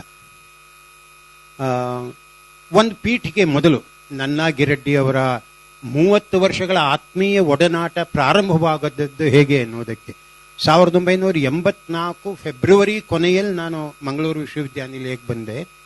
ನಿಮ್ಮಲ್ಲಿ ಹೆಚ್ಚಿನವರು ಗೊತ್ತಿರೋ ಹಾಗೆ ಅಷ್ಟೊತ್ತಿಗೆ, ಅಂದ್ರೆ ಫೆಬ್ರವರಿ ಅಷ್ಟೊತ್ತಿಗೆ ಒಂದು ವಿಶ್ವವಿದ್ಯಾನಿಲಯದಲ್ಲಿ ಎಲ್ಲಾ ಬೋರ್ಡ್ಗಳು ಆಗಲೇ ಸ್ಥಾಪಿಸಲ್ಪಟ್ಟಿರುತ್ತವೆ, ನಾಮನಿರ್ದೇಶನಗೊಂಡಿರುತ್ತವೆ. ಅಂದ್ರೆ board of paper setters, board of examiners, board of studies ಇತ್ಯಾದಿ ಎಲ್ಲವೂ ಕೂಡ ಕಾನ್ಸ್ಟಿಟ್ಯೂಟ್ ಆಗಿರುತ್ತವೆ ಅಷ್ಟೊತ್ತಿಗೇನೆ. ಆದ್ರಿಂದ ನಾನು ಆ ವಿಭಾಗಕ್ಕೆ ರೀಡರ್ ಆಗಿ ಬಂದು ಸೇರಿದ್ರೂ ಕೂಡ ಆ ವರ್ಷ ಬೋರ್ಡಿನ ಅಧ್ಯಕ್ಷ ನಾನಾಗಿರ್ಲಿಲ್ಲ, ನಾನು ಒಬ್ಬ ಸದಸ್ಯನಾಗಿದ್ದೆ ಅಷ್ಟೇನೆ. ಪೇಪರ್ ಸೆಟ್ಟಿಂಗು ಮಾರ್ಚಲ್ಲಿ, ಇದು ನನಗೆ ಮೊದಲನೇ ಅನುಭವ ಆದದ್ದು ಮಂಗಳೂರಲ್ಲಿ. ಗುಲ್ಬರ್ಗಾದಿಂದ ಒಬ್ಬರು ಬಹಳ senior professor, English professor, Mysuru ವಿಶ್ವವಿದ್ಯಾನಿಲಯದಿಂದ ಒಬ್ಬರು ಸೀನಿಯರ್ ಪ್ರೊಫೆಸರ್, ಇವರಿಬ್ರು ಬಂದಿದ್ರು. ಒಬ್ರು ಚೇರ್ಮನ್ ಅದರಲ್ಲಿ, ನಾನು ಒಬ್ಬ ಸದಸ್ಯ. ಸರಿ, 3 ಜನ ಕುಳಿತು ಅನಂತರ ಪೇಪರ್ ಸೆಟ್ಟಿಂಗ್, ಯಾವ್ಯಾವ ಪೇಪರ್ ಪ್ರಶ್ನೆಗಳನ್ನು ಕೇಳಬೇಕು ಅಂತ ಪ್ರಶ್ನಾ ಪತ್ರಿಕೆಗಳನ್ನ ತಯಾರು ಮಾಡುವುದು. ಸರಿ, ಇದು ಕೊಡೋಣ ಅಂತ ಅವರಿಗೆ ಸರಿ ಇದೆ, ಓಕೆ ಸರಿ, ಅದು ಕೊಟ್ಟನು ಇದು ಕೊಟ್ಟನು ಆಯ್ತು ಅಂತ. ಒಂದು ಸ್ವಲ್ಪ ಹೊತ್ತಾದ್ಮೇಲೆ ಕೇಳಿದೆ, ಅಲ್ಲ ನಾನು ಒಬ್ಬ ಸದಸ್ಯ ಇದ್ದೀನಿ, ಈಗ ನೀವು ಇಲ್ಲಿ ತನಕ ಹೇಳ್ಕೊಂಡ್ ಬಂದಿರೋ ಪ್ರಶ್ನೆಗಳೆಲ್ಲವೂ ತುಂಬಾ ಕ್ಲೀಶೆಗಳು, sketch the character of Antony, ಇದನ್ನ 10 ವರ್ಷಗಳಿಂದ 20 ವರ್ಷಗಳಿಂದ ಹೇಳ್ತಾಲೇ ಬಂದಿದ್ದಾರೆ. ಮಕ್ಕಳು ಕೂಡ ಅದಕ್ಕೆ ತಕ್ಕ ಓದ್ಕೊಂಡೇ ಬಂದಿರ್ತಾರೆ. ಏನಾದ್ರು ಸ್ವಲ್ಪವಾದ್ರೂ ಭಾಷೆ ಚೇಂಜ್ ಮಾಡೋಣ. Don't worry about it Young man, ನಾವು ಮಾಡ್ಕೊಳ್ತೀವಿ, ನಮಗೆ ಅನುಭವ ಇದೆ, ನೀವು ಸ್ವಲ್ಪ ಹೋಗಿ ಕಾಫಿ ತಿಂಡಿ ನಮಗೆ ಅರೇಂಜ್ ಮಾಡಿ, ಸಾಕಷ್ಟು ನಾವು ನೋಡ್ಕೊಳ್ತೀವಿ. ನನಗೆ ಮೈ ಉರಿದು ಹೋಯ್ತು. ನಾನು ಹೇಳಿದೆ, ನಿಮಗೆ ಕಾಫಿ ತಿಂಡಿ ಬೇಕಾದರೆ ನಾನು ನಮ್ಮ ಡಿಪಾರ್ಟ್ಮೆಂಟ್ ಅಟೆಂಡರ್ ಕರೀತೀನಿ, ಅರೇಂಜ್ ಮಾಡೋಣ ಅದೇನೆ. ಆದರೆ ಇಲ್ಲಿ ನಾನು ಬಂದಿರುವುದು ಪೇಪರ್ ಸೆಟ್ಟಿಂಗ್ನಲ್ಲಿ ಭಾಗವಹಿಸೋದಕ್ಕೆ ವಿನಃ ಕಾಫಿ ತಿಂಡಿ ಕುಡಿಯೋದಕ್ಕಲ್ಲ ಅಂತ. ಏನು ಅನುಭವ ಇದೆ ವಿಶ್ವವಿದ್ಯಾನಿಲಯದಲ್ಲಿ, ನೀನು ಯಾವಾಗಲಾರು ಪೇಪರ್ ಸೆಟ್ ಮಾಡಿದೀಯ? ಇಲ್ಲ, ಅದಕ್ಕೆ ನೀವು ಹೇಳ್ಕೊಡಿ, ಕಲಿತೀನಿ, ನಾನು ಏನು ಹೇಳ್ತೀನಿ ಅದನ್ನು ದಯವಿಟ್ಟು ಕೇಳಿ. ಆಯ್ತು ಮಾಡ್ಕೊಂಡು ಹೋದ್ರು. ಆವಾಗ ನಾನು ಯೋಚನೆ ಮಾಡಿದೆ, ವಿಶ್ವವಿದ್ಯಾನಿಲಯದಲ್ಲಿ ವಿಭಾಗದ ಮುಖ್ಯಸ್ಥನಾಗಿರುವವನು ಅನೇಕಾನೇಕ ಬೋರ್ಡ್ಗಳನ್ನು ಕಾನ್ಸ್ಟಿಟ್ಯೂಟ್ ಮಾಡಬೇಕಾಗುತ್ತೆ. ಯಾವುದೇ ಬೋರ್ಡ್ ಆಗಲಿ, board of studies, board of examiners, board of paper setters, ಅಥವಾ ರಿಫ್ರೆಷರ್ ಕೋರ್ಸ್ ಯಾವುದೇ ಆಗಲಿ, ಅಥವಾ special selection committee meeting suggest ಮಾಡೋದು, ಅಥವಾ PhD ಥೀಸಿಸ್ ಅದನ್ನು ಎಕ್ಸಾಮಿನ್ ಮಾಡೋದು, ಯಾವುದೇ ಆಗಲಿ ಪ್ರೊಫೆಸರ್ಗಳನ್ನು ಕರೆಯುವುದಿಲ್ಲ, ರೀಡರ್ಸ್. ಯಾಕೆಂದ್ರೆ ಅವ್ರಿಗೆ ವಿದ್ವತ್ತಿರುತ್ತೆ, ಆದರೆ ಅದಂತರ ಒಂದು ಅಷ್ಟು ಹಿಮಾಲಯದಷ್ಟು ಎತ್ತರದ ಡಿಗ್ನಿಟಿ ಇರುವುದಿಲ್ಲ. ಆದ್ದರಿಂದ ಪ್ರೊಫೆಸರ್ಗಳನ್ನು ಯಾವ ಬೋರ್ಡ್ಗೂ ಸದಸ್ಯರನ್ನಾಗಿ ನಾನು ಇರೋ ತನಕ ನಾನು ಮಾಡಲಿಲ್ಲ. ಮೊಟ್ಟ ಮೊದಲು ನಾನು ಗುರುತಿಸಿದ್ದೆ ರೀಡರ್ಸ್ ಅನ್ನ, ಅದರಲ್ಲಿ ಗಿರಡ್ಡಿ ಅವರೊಬ್ಬರು. ಮತ್ತೆ ತುಂಬಾ ಕೃತಜ್ಞತೆಯಿಂದ ಇಲ್ಲಿ ಹೇಳಬೇಕಾದ್ರೆ, ಸುಮಾರು 15 ವರ್ಷಗಳ ಕಾಲ ನಾನು ವಿಭಾಗ ಮುಖ್ಯಸ್ಥನಾಗಿದ್ದೆ. ಪ್ರತಿ ವರ್ಷದಲ್ಲಿಯೂ 4-5 ಈ ತರಹ ಮೀಟಿಂಗ್ಗಳು ಇರ್ತಿದ್ವು, ಒಂದಲ್ಲ ಒಂದು. ಯಾವಾಗಲೂ ಕೂಡ ಬರ್ತೀನಿ ಅಂತ ಹೇಳಿದ್ರೆ ಗಿರಿರೆಡ್ಡಿ ಅವರು ಬಂದೇ ಬರ್ತಿದ್ರು, ಏನೇ ಆಗಲಿ. ಒಂದ್ಸಲ ತುಂಬಾ ಕಷ್ಟವಾಗಿ ಅವರ ಶ್ರೀಮತಿಯವರಿಗೆ ಸ್ವಲ್ಪ ಮೈ ಆರೋಗ್ಯ ಸರಿ ಇಲ್ವಾ ಅನ್ನೋ ಸ್ಥಿತಿ ಇದ್ದಾಗಲೂ ಕೂಡ ಅವರನ್ನೂ ಕರ್ಕೊಂಡು ಬಂದಿದ್ರು. ಅವರು ಒಬ್ಬರನ್ನೇ ಬಿಟ್ಟು ಬರೋದಕ್ಕೆ ಕಷ್ಟ ಅಂತ ಅವರನ್ನೂ ಕರ್ಕೊಂಡು ಬಂದಿದ್ರು. ಇಂತಹ ಒಂದು ಬದ್ಧತೆ ಹೆಚ್ಚಿನವರಲ್ಲಿ ಕಾಣೋದಿಲ್ಲ. ಈ ರೀತಿ ಇಲ್ಲಿಂದ ಕರ್ನಾಟಕ ಯೂನಿವರ್ಸಿಟಿಯಿಂದ ಗಿರೆಡ್ಡಿಯವರು, ಹಾಗೆ ಶಂಕರನ್ ರವೀಂದ್ರನ್ ಅಂತ ಕ್ಯಾಲಿಕಟ್ ಯೂನಿವರ್ಸಿಟಿಯಿಂದ, ಈ ರೀತಿ ಒಂದು 4-5 ಜನ ರೀಡರ್ಸ್ಗಳ ಒಂದು ಗುಂಪನ್ನು ಗುರುತಿಸಿ ಅದರಲ್ಲಿ ಗಿರೆಡ್ಡಿ ಎಲ್ಲದರಲ್ಲೂ ಇರಬೇಕು ಅನ್ನೋ ಹಾಗೆ ನಾನು ಕರೀತಾ ಇದ್ದೆ. ಮತ್ತೆ ಯಾವಾಗಲೂ ಕೂಡ ಅವರು ಅಯ್ಯೋ ಇವರನ್ನು ಯಾಕೆ ಸೇರಿಸಿದೆ ಅನ್ನುವ ಒಂದು ಪಶ್ಚಾತ್ತಾಪವನ್ನು ನಂಗೆ ಕೊಡಲಿಲ್ಲ. ಅಷ್ಟೇ ಅಲ್ಲ, ಎಷ್ಟೋ ವಿಷಯಗಳಲ್ಲಿ ನನಗೆ ಯಾವುದನ್ನು ಹೇಗೆ ಮಾಡಬೇಕು ಏನು ಅನ್ನೋದನ್ನು ಕಲಿಸಿದ್ರು. ಅವರಿಗಿಂತ ವಯಸ್ಸಿನಲ್ಲಿ ನಾನು ಹಿರಿಯನಾಗಿದ್ದರೂ ಕೂಡ ವಿಶ್ವವಿದ್ಯಾನಿಲಯದ ಅನುಭವ, ಆಡಳಿತದ ಅನುಭವ ಅವ್ರಿಗೆ ನನಗಿಂತ ಹೆಚ್ಚಿತ್ತು. ನಾನು 84ರಲ್ಲಿ ಬಂದಾಗ ಮಾತ್ರ ಮೊಟ್ಟ ಮೊದಲು ಕರ್ನಾಟಕದಲ್ಲಿ ವಿಶ್ವವಿದ್ಯಾನಿಲಯಗಳು ಹೇಗಿರುತ್ತವೆ ಅನ್ನುವುದು ಗೊತ್ತಾದ್ದು. ಪೇಪರ್ ಕರೆಕ್ಷನ್ನು ಅಂದರೂ ಕೂಡ ಹೇಗೆ ಮಾರ್ಕ್ಸ್ ಅಲ್ಲಿ ಕೊಡಲೇಬಾರದು ಅನ್ನುವುದು, ಇದೆಲ್ಲ ನಂಗೆ ಹೊಸದಾಗಿತ್ತು. ಎಷ್ಟನ್ನೋ ನಾನು ಗಿರೆಡ್ಡಿಯವರಿಂದ ಕಲಿತೆ. ಹಾಗೆ ಪಠ್ಯಪುಸ್ತಕಗಳನ್ನು ಪ್ರಿಪೇರ್ ಮಾಡುವಾಗ ಇತ್ಯಾದಿ, ಅವೆಲ್ಲವುಗಳ ವರ್ಣನೆಗೆ ನಾನು ಹೋಗುವುದಿಲ್ಲ. ನಾನು ಯಾತಕ್ಕೆ ಹೇಳಿದೆ ಅಂತಂದ್ರೆ, ಒಂದು, ನಾನು ಯಾಕೆ ಆಡಳಿತಗಾರನಾಗಿ ಫೇಲ್ ಆಗಲಿಲ್ಲ ಅನ್ನೋದಕ್ಕೆ, ಯಶಸ್ವಿ ಆದ್ನೋ ಇಲ್ವೋ ಗೊತ್ತಿಲ್ಲ, ಮಂಗಳೂರು ವಿಭಾಗವನ್ನು ಕಟ್ಟಿದ್ನೋ ಇಲ್ವೋ ಗೊತ್ತಿಲ್ಲ, ಆದರೆ ಸೋತೆ ಅನ್ನುವ ಭಾವ ನನಗೆ ಯಾಕಿಲ್ಲ ಅಂತಂದ್ರೆ, ಗಿರಡ್ಡಿ ಯಾವಾಗಲೂ ನನ್ನ ಜೊತೆ ಇರ್ತಾ ಇದ್ರು. ಹೀಗೆಯೇ ಮತ್ತೊಂದು ಘಟನೆ, ಬರೀ ನಮ್ಮ ಮಂಗಳೂರು ಯೂನಿವರ್ಸಿಟಿಯಲ್ಲಿ ಅಷ್ಟೇ ಅಲ್ಲ, ಬೇರೆ ಯೂನಿವರ್ಸಿಟಿಗಳಲ್ಲೂ ಕೂಡ ನನ್ನನ್ನು ಗಿರಡ್ಡಿನೂ ಒಟ್ಟಿಗೆ ಕರೀತಾ ಇದ್ರು. ಬೋರ್ಡ್ ಆಫ್ ಸ್ಟಡೀಸ್ ಅಥವಾ ಬೋರ್ಡ್ ಆಫ್ ಎಕ್ಸಾಮಿನರ್ಸ್ ಇದು ಏನೇ ಇರಲಿ. ಕುವೆಂಪು ಯೂನಿವರ್ಸಿಟಿಯಲ್ಲಿ ಆಗ್ತಾನೆ ಶಾಂತಿನಾಥ್ ದೇಸಾಯಿರು ಮೊದಲನೇ ಕುಲಪತಿಯಾಗಿ ಬಂದಿದ್ದರು. ನನಗೂ ತುಂಬಾ ಗೊತ್ತಿತ್ತು ಅವರು, ಯಾಕೆ ನಾನು ನಿಪ್ಪಾಣಿಲಿ 7 ವರ್ಷ ಇದ್ದೆ ಅವಾಗ. ಮತ್ತೆ ಗಿರಡ್ಡಿಯವರಿಗೂ ಗೊತ್ತಿತ್ತು, ಅವರ ಕಾದಂಬರಿಗಳ ಕಾರಣದಿಂದಾಗಿ ಸ್ನೇಹ ಇತ್ತು. ನಮ್ಮಿಬ್ಬರನ್ನು ಎಲ್ಲಾ ಬೋರ್ಡ್ ಮೆಂಬರ್ಸ್ ಆಗಿ ಅವರು ಮಾಡಿದ್ರು. ಒಮ್ಮೆ ಈ ಪೇಪರ್ ಸೆಟ್ಟಿಂಗ್ ಅಲ್ಲೇ ಈ ತರ ಆಗುತ್ತೆ ಏನೋ, ಈಗ ನೆನೆಸ್ಕೊಂಡ್ರೆ ನನಗೆ ಹೌದಲ್ವಾ ಅನ್ಸುತ್ತೆ. ಅದು ಟೆನ್ಷನ್ ಇರುತ್ತಾ ಏನ್ ಗೊತ್ತಿಲ್ಲಪ್ಪ. ಇನ್ನೂ ಒಂದು ಇದು ಪೇಪರ್ ಸೆಟ್ಟಿಂಗು, ಆದರೆ ಅದು ಪೇಪರ್ ಸೆಟ್ಟಿಂಗ್ ಆಗದೆ ಮೊದಲು ಸಿಲೆಬಸ್ ಮಾಡಿಕೊಂಡು ಆಮೇಲೆ ಪೇಪರ್ ಸೆಟ್ಟಿಂಗ್ ಮಾಡಬೇಕಾಯ್ತು. ಇರಲಿ. ಸೊ ಬಂದ ತಕ್ಷಣ ಕುವೆಂಪು ಯೂನಿವರ್ಸಿಟಿ ಆಗ್ತಾನೆ ಪ್ರಾರಂಭವಾಗಿತ್ತು. ಅದರಲ್ಲಿ ಇದು ಮುಂದೆ ಆ ಪೇಪರ್ಗಳನ್ನ ಆಧರಿಸಿ ಕ್ವೆಶ್ಚನ್ಸ್ ಕೇಳಬೇಕಾಗುತ್ತೆ, ಅಂತಹ ಸಿಲೆಬಸ್ ಮೊದಲು ತಯಾರಿಸಿ ಅಂತಂದ್ರು. ಜೂನಿಯರ್ MAಗೆ 5 ಪೇಪರ್ಗಳ ಸಿಲೆಬಸ್ ತಯಾರಿಸಬೇಕಿತ್ತು. ನಾನು, ಗಿರಡ್ಡಿ ಸದಸ್ಯರು, ನಾನು ಚೇರ್ಮನ್ನು, ಇನ್ನೊಬ್ರು ಬೆಂಗಳೂರಿನ CIE central institute of English ಬೆಂಗಳೂರಿಂದು ಫಾರ್ ಸೌತ್ ಝೋನ್, ಅದರ ನಿರ್ದೇಶಕರು. ನಾವು 3 ಜನ ಇದ್ವು. ಸರಿ, ಹಾಗೋ ಹೀಗೋ ಕಷ್ಟಪಟ್ಕೊಂಡು 5ರಲ್ಲಿ 4 ಮಾಡಿದವು ಸಾಹಿತ್ಯಕ್ಕೆ ಸಂಬಂಧಪಟ್ಟಂತಹದ್ದು. ಕೊನೆಯದು ಜನರಲ್ ಲಿಂಗ್ವಿಸ್ಟಿಕ್ಸ್, ಸಾಮಾನ್ಯ ಭಾಷಾಶಾಸ್ತ್ರ. ಅದನ್ನ ಮಾಡಬೇಕಿತ್ತು ನಾವು. ಅಷ್ಟೊತ್ತ 3 ಗಂಟೆ ಆಗಿತ್ತು. ಸಹಜವಾಗಿಯೇ ಎಲ್ರಿಗೂ ಸುಸ್ತಾಗಿತ್ತು. ಅವರು ನಿರ್ದೇಶಕರು ಇನ್ನಾಗೋಲ್ಲಪ್ಪ, ಸುಸ್ತಾಗಿದೆ, ಹೇಳ್ತೀನಿ ನಾನು ಅಂತಂದ್ರು. ನಮಗೂ ಸುಸ್ತಾಗಿತ್ತು. ಆದರೆ ಆವತ್ತೇ ರಾತ್ರಿ ನಾನು ಹೋಗ್ಬೇಕಿತ್ತು, ರಿಸರ್ವ್ ಮಾಡಿಸಿದ್ದೆ. ಗಿರಡ್ಡಿಯವರು ಇಲ್ಲಿಗೆ ಬರಬೇಕಿತ್ತು, ರಿಸರ್ವ್ ಮಾಡಿಸಿದ್ರು. ಇಲ್ಲ, ಬೇಕಾದ್ರೆ ಒಂದು ಅರ್ಧ ಗಂಟೆ ನಾವು ರೆಸ್ಟ್ ತಗೊಳ್ಳೋಣ, ಮಾಡಿ ಮುಗಿಸ್ಬೇಡ ಅಂದೆ. ಇಲ್ಲಪ್ಪ, ನಂಗೇನು ಸಾಧ್ಯ, I have to go, I can't do it ಅಂದ್ರು. ಹಾಗಲ್ಲ, please consider it, I have to go back ಅಂತ ಗಿರಡ್ಡಿ ಏನೋ ತುಂಬಾ ಕೇಳ್ಕೊಂಡು. ನಾನು ಕೇಳ್ಕೊಂಡೆ. No, I just count. ಆಮೇಲಿಂದ ಒಂದು ವಾಕ್ಯ ಅವ್ರು ಹೇಳಿದ್ರು ನೋಡಿ, do you think setting preparing a syllabus in general linguistics is just like a literature syllabus where you name a few texts here and there and be done with it? It's a technical subject. Do you know? You shall meet some other time. ಅಂದ್ರು ಎದ್ದು ಹೊರಟು ಹೋಗ್ತಿದ್ರು. ನಾನು ಗಿರಡ್ಡಿ ಇಬ್ರು ಒಂದು 5 ನಿಮಿಷ ಸುಮ್ಮನೆ ಕುಳಿತು. ಅವ್ರಿಗೂ ಅಗಾಧವಾಗಿ ರೇಗಿತ್ತು, ನನಗೂ ರೇಗಿತ್ತು. ಏನ್ ಮಾಡೋಣ್ರಿ ಅಂದೆ.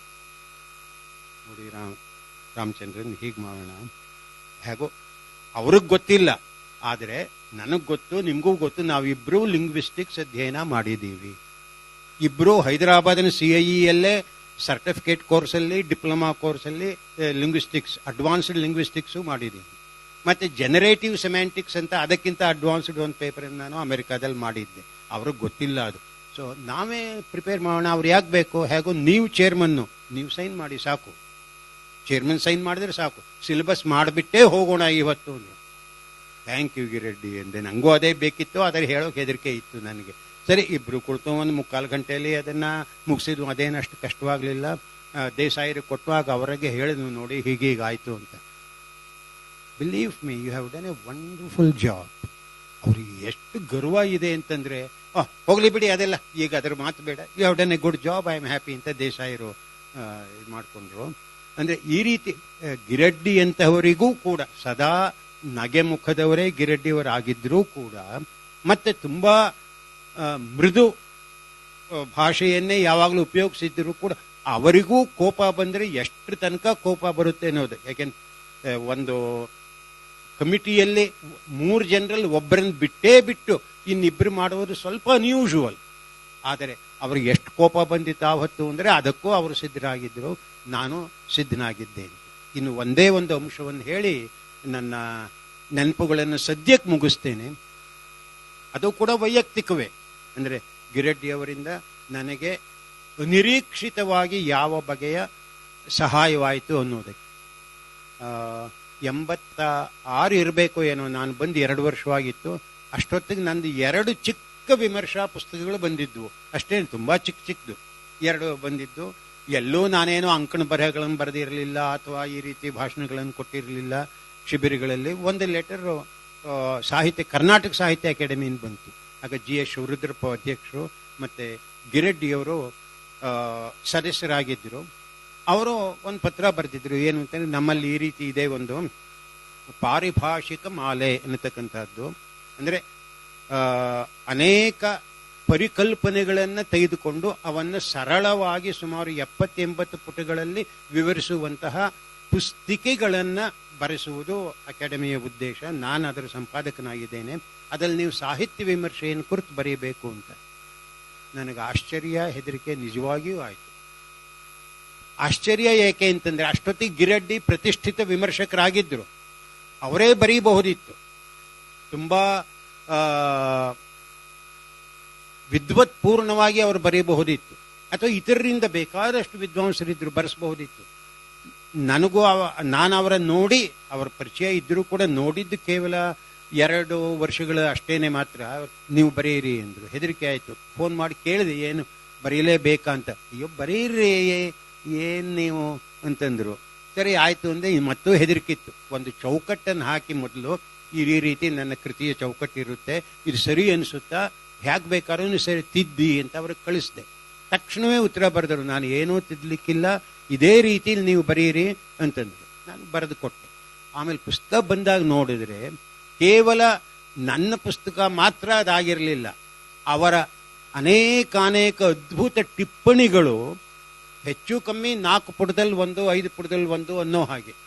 ನಾನು ಅದರಲ್ಲಿ ಹೇಳಿದ್ದ ಅಂಶಗಳನ್ನು ವಿಸ್ತರಿಸುವುದಕ್ಕಾಗಿ ಅಥವಾ ಹೇಳಿದ್ದ ಅಂಶಗಳಿಗೆ ವಿರುದ್ಧವಾಗಿ ಮತ್ತೊಬ್ಬರು ಹೇಳಿರುವುದನ್ನು ಇತ್ಯಾದಿಯಾಗಿ.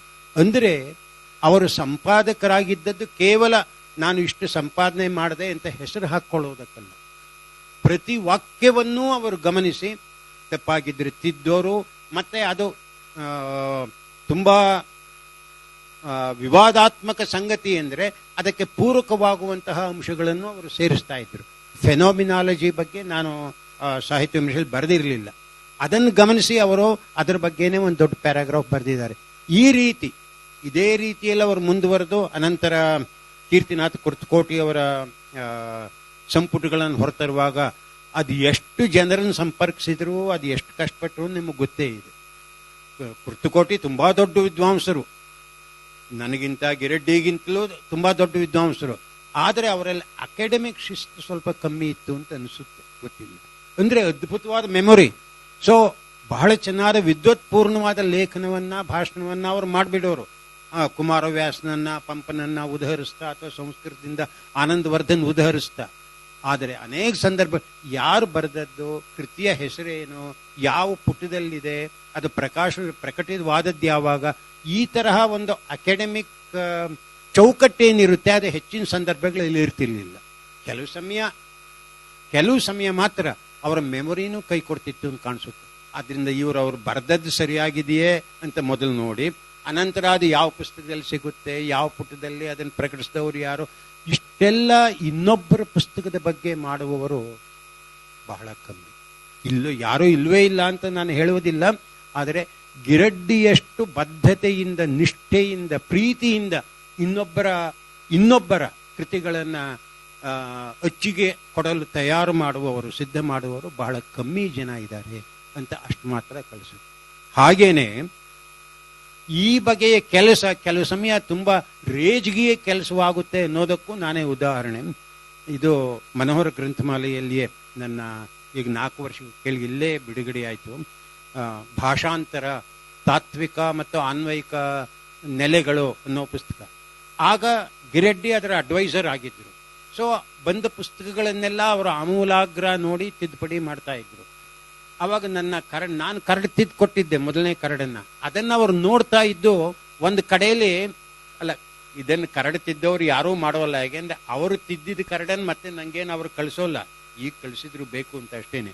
ಏನು ಅಂತಂದ್ರೆ ಅವ್ರಿಗೆ ಎಷ್ಟು ಸಿಟ್ಟು ಬಂದಿತ್ತು ಅಂತಂದ್ರೆ, can't you be consistent at least once ಅಂತ ಬರೆದು ಪ್ರಶ್ನಾರ್ಥಕ ಚಿಹ್ನೆ ಹಾಕಿ ಅದನ್ನು ಅಂಡರ್ಲೈನ್ ಮಾಡಿದ್ರು ನನಗೆ. ಅಂದ್ರೆ ನಾನು ಒಂದೊಂದು ಸಂದರ್ಭದಲ್ಲಿ ಒಂದೊಂದು ತರಹ ಬರೀತೀನಿ ಅಂತ ಆಗ ಗೊತ್ತಾಯ್ತು ನನಗೆ. ಅದು ನಾನು ಗಮನಿಸದೇ ಇದ್ದಂತಹ ಸಂಗತಿ ಏನು ಅಂದ್ರೆ, ಯಾವ್ದಾರೋ ಒಂದು ಪರಿಕಲ್ಪನೆ, ಇವಾಗ ರಿಫ್ರಾಕ್ಷನ್ ಅಂತ ಇದ್ರೆ ಅದರ ಕನ್ನಡ ಅನುವಾದವನ್ನು ಮೊದಲು ಕೊಟ್ಟು ಪಠ್ಯದಲ್ಲಿ ಬ್ರಾಕೆಟ್ಸ್ ಅಲ್ಲಿ ಅದರ ಇಂಗ್ಲಿಷ್ ಪದವನ್ನು ಕೊಟ್ಟು ಇಂಗ್ಲಿಷ್ ಪದದ ಉಚ್ಚಾರವನ್ನು ಕನ್ನಡದಲ್ಲಿ ಕೊಡ್ತಿದ್ದೆ ಸಾಮಾನ್ಯವಾಗಿ. ಬಟ್ ಕೆಲ ಸಂದರ್ಭಗಳಲ್ಲಿ ಇಂಗ್ಲಿಷ್ ಉಚ್ಚಾರವನ್ನು ಕೊಡ್ತಾ ಇರಲಿಲ್ಲ, ಕೇವಲ ಇಂಗ್ಲಿಷ್ ಪದವನ್ನ. ಕೆಲವು ಕಡೆಯಲ್ಲಿ ಇಂಗ್ಲಿಷ್ ಪದವನ್ನು ಕೊಡದೆ ಕೇವಲ ಅದರ ಅನುವಾದ ಮತ್ತು ಉಚ್ಚಾರ ಕೊಡ್ತಾ ಇದ್ದೆ. ಕೆಲವು ಕಡೆಯಲ್ಲಿ ಕೇವಲ ಅನುವಾದ ಇತ್ಯಾದಿ ಗಮನಿಸದೆ ಬರ್ಕೊಂಡು ಹೋದಾಗ ಏನೇನೋ ಆಗ್ತಿತ್ತು. ಇದೆಲ್ಲ ಅವರು ಗಮನಿಸಿ ಒಂದ್ಸಲ ರೇಗಿ, ನಾನಾಗಿದ್ರೆ ಪುಟ ಹರಿತಿದ್ದೆ, ಅವ್ರು ಪುಟ ಹರಿಲಿಲ್ಲ ಅಷ್ಟೇ. ಅದ್ರ ಮೇಲೆ can't you be consistent once ಅಂತ, ಎಸ್ ಸರ್ ಅಂತ ನಾನು ಅವ್ರು ಫೋನ್ ಮಾಡಿ ಹೇಳಿದೆ. ಅದನ್ನು ಬೇಕು ಅಂತ ಕಳಿಸಿದ್ರು ಸಮೀರ್ ನನಗೆ. ನೋಡಿ ಅವರು ತುಂಬಾ ಚೆನ್ನಾಗಿರೋ ಕಾಮೆಂಟ್ಸ್ ಮಾಡಿದ್ದಾರೆ ಅಂತ ನೋಡ್ಬಿಟ್ಟು ನಾನು ಗಿರೆಡ್ಡಿಗೆ ಹೇಳಿದ್ದೆ, yes sir I will be consistent, I am consistent, but I was not. ಅದರಿಂದ 3 ಟೆನ್ಸಲ್ಲಿ 2 ಟೆನ್ಸ್ ಸರಿ ಇದೆ, ಅದನ್ನು ಕ್ಷಮಿಸಿ ನನ್ನ ಅಂತ ಆಯ್ತು ಅಂದಿದ್ರು. ಇರಲಿ ಅಂದ್ರೆ ಇಂತಹ ವ್ಯಕ್ತಿ ಮತ್ತೆ ಟಿಪ್ಪಣಿ ಬರೆಯುವಾಗ ಹೊತ್ತು ಒಂದೇ ಒಂದು ವಾಕ್ಯ ಸೇರಿಸ್ತೀನಿ. ಅವರು ಜಯ ಕಾದಂಬರಿಯನ್ನ ಏನು ಕನ್ನಡಕ್ಕೆ ತಂದಿದ್ದಾರೆ, ಪಟ್ಟನಾಯಕ್ ಅವರದ್ದು. ಅದರಲ್ಲಿ ಪಟ್ಟನಾಯಕ್ ಅವರ ಟಿಪ್ಪಣಿಗಳು ಪ್ರಸಿದ್ಧ. ಎಲ್ಲೆಲ್ಲಿಂದಲೋ ಏನೇನೋ ಓದಿದ್ದನ್ನೆಲ್ಲ ಟಿಪ್ಪಣಿ ತಂದು ಹಾಕ್ತಾರೆ. ಎಲ್ಲವೂ ವಿಶ್ವಾಸಾರ್ಹವಲ್ಲ. ಆದ್ರಿಂದ ಕೆಲವು ಸಂದರ್ಭಗಳಲ್ಲಿ ಪಟ್ಟನಾಯಕರ ಟಿಪ್ಪಣಿಗಳಿಗೆ ಗಿರಡ್ಡಿ ಟಿಪ್ಪಣಿ ಬರೋದು, ಇದನ್ನು ಈ ಅಂಶವನ್ನು ಒಪ್ಪಲು ಸಾಧ್ಯವಿಲ್ಲ ಅಂತಲೇ 3 ಟಿಪ್ಪಣಿಗಳಲ್ಲೂ ಏನೋ ಬರೆದಿದ್ದಾರೆ. ಅಂದ್ರೆ ಅನುವಾದಕನ ಕಾರ್ಯ ಏನೋ ಅನ್ನತಕ್ಕಂಥದ್ದು ಅವನು ತಾನು ರೂಪಿಸಿಕೊಂಡಷ್ಟು.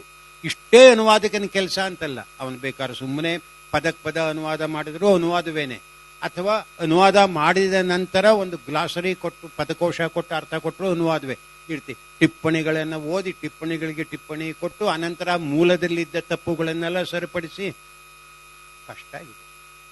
ಆದರೆ ಇದನ್ನ ಗಿರಡ್ಡಿ ಸಾಧಿಸಿದ್ರು. ಕೊನೆಯ ನಿಮಿಷದ ತನಕವೂ ಅವರು ಮಾಡ್ತಾ ಇದ್ರು. ಈಗ ಯಾವ್ದಾರೋ ಒಂದು ಕೃತಿಯ ಪ್ರಕಟಣೆಯ ವರ್ಷ ನಂಗೆ ಮರ್ತೋದ, ಗಿರಡ್ಡಿ ಇದು ಯಾವಾಗ ಪ್ರಕಟವಾಯ್ತು ನೋಡ್ರಿ ಅಂತ ಹೇಳಲಿಕ್ಕೆ ಅವರಿಲ್ಲ. ಅವರು ಫೋನ್ ಇದೆ, ಪ್ರಶ್ನೆಗಳಿವೆ ಕೇಳಲಿಕ್ಕೆ, ಗಿರಡ್ಡಿ ಅವರು ಇಲ್ಲ. ಅವರು ಏನು ಮಾಡ್ಲಿಕ್ಕೆ ಬರುವುದಿಲ್ಲ. ಆದರೆ ಅವರ ಸ್ಮರಣೆಯನ್ನು ನಾವು ಮಾಡಬಹುದು. ಆ ರೀತಿ ಮಾಡಲಿಕ್ಕೆ ಅಂತಹ ಒಂದು ಅವಕಾಶವನ್ನ ನನಗೆ ಮತ್ತೆ ನನ್ನ ಇಬ್ಬರು ಸ್ನೇಹಿತರಿಗೆ ನೀವು ಕೊಟ್ಟಿರಿ, ಸಂಯೋಜಕರಿಗೆ. ಹಾಗೂ ಊಟಕ್ಕೆ ಸಮಯವಾಗಿದ್ದರೂ ಕೂಡ ಹಸಿದ ಹೊಟ್ಟೆಯಲ್ಲಿಯೂ ನಾವು ಮೂವರ ಮಾತುಗಳನ್ನು ಕೇಳಿದಿರಿ. ನಿಮ್ಮಗಳಿಗೆ ಕೃತಜ್ಞರಾಗಿದ್ದೇವೆ. ನಮಸ್ಕಾರ. ವೀಕ್ಷಕರೇ, ಇದುವರೆಗೂ 2019 ಸಾಹಿತ್ಯ ಸಂಭ್ರಮದಲ್ಲಿ ನಡೆದ ಗೋಷ್ಠಿ 2 ಡಾಕ್ಟರ್ ಗಿರಡಿ ಗೋವಿಂದರಾಜ್ ಒಂದು ಸಾಂಸ್ಕೃತಿಕ ನೆನಪು ಕಾರ್ಯಕ್ರಮ ವೀಕ್ಷಿಸಿದಿರಿ. ಇಲ್ಲಿಗೆ ಇಂದಿನ ನೇರ ಪ್ರಸಾರ ಕಾರ್ಯಕ್ರಮ ಮುಕ್ತಾಯಗೊಳ್ಳುತ್ತದೆ. ನಮಸ್ಕಾರಗಳು.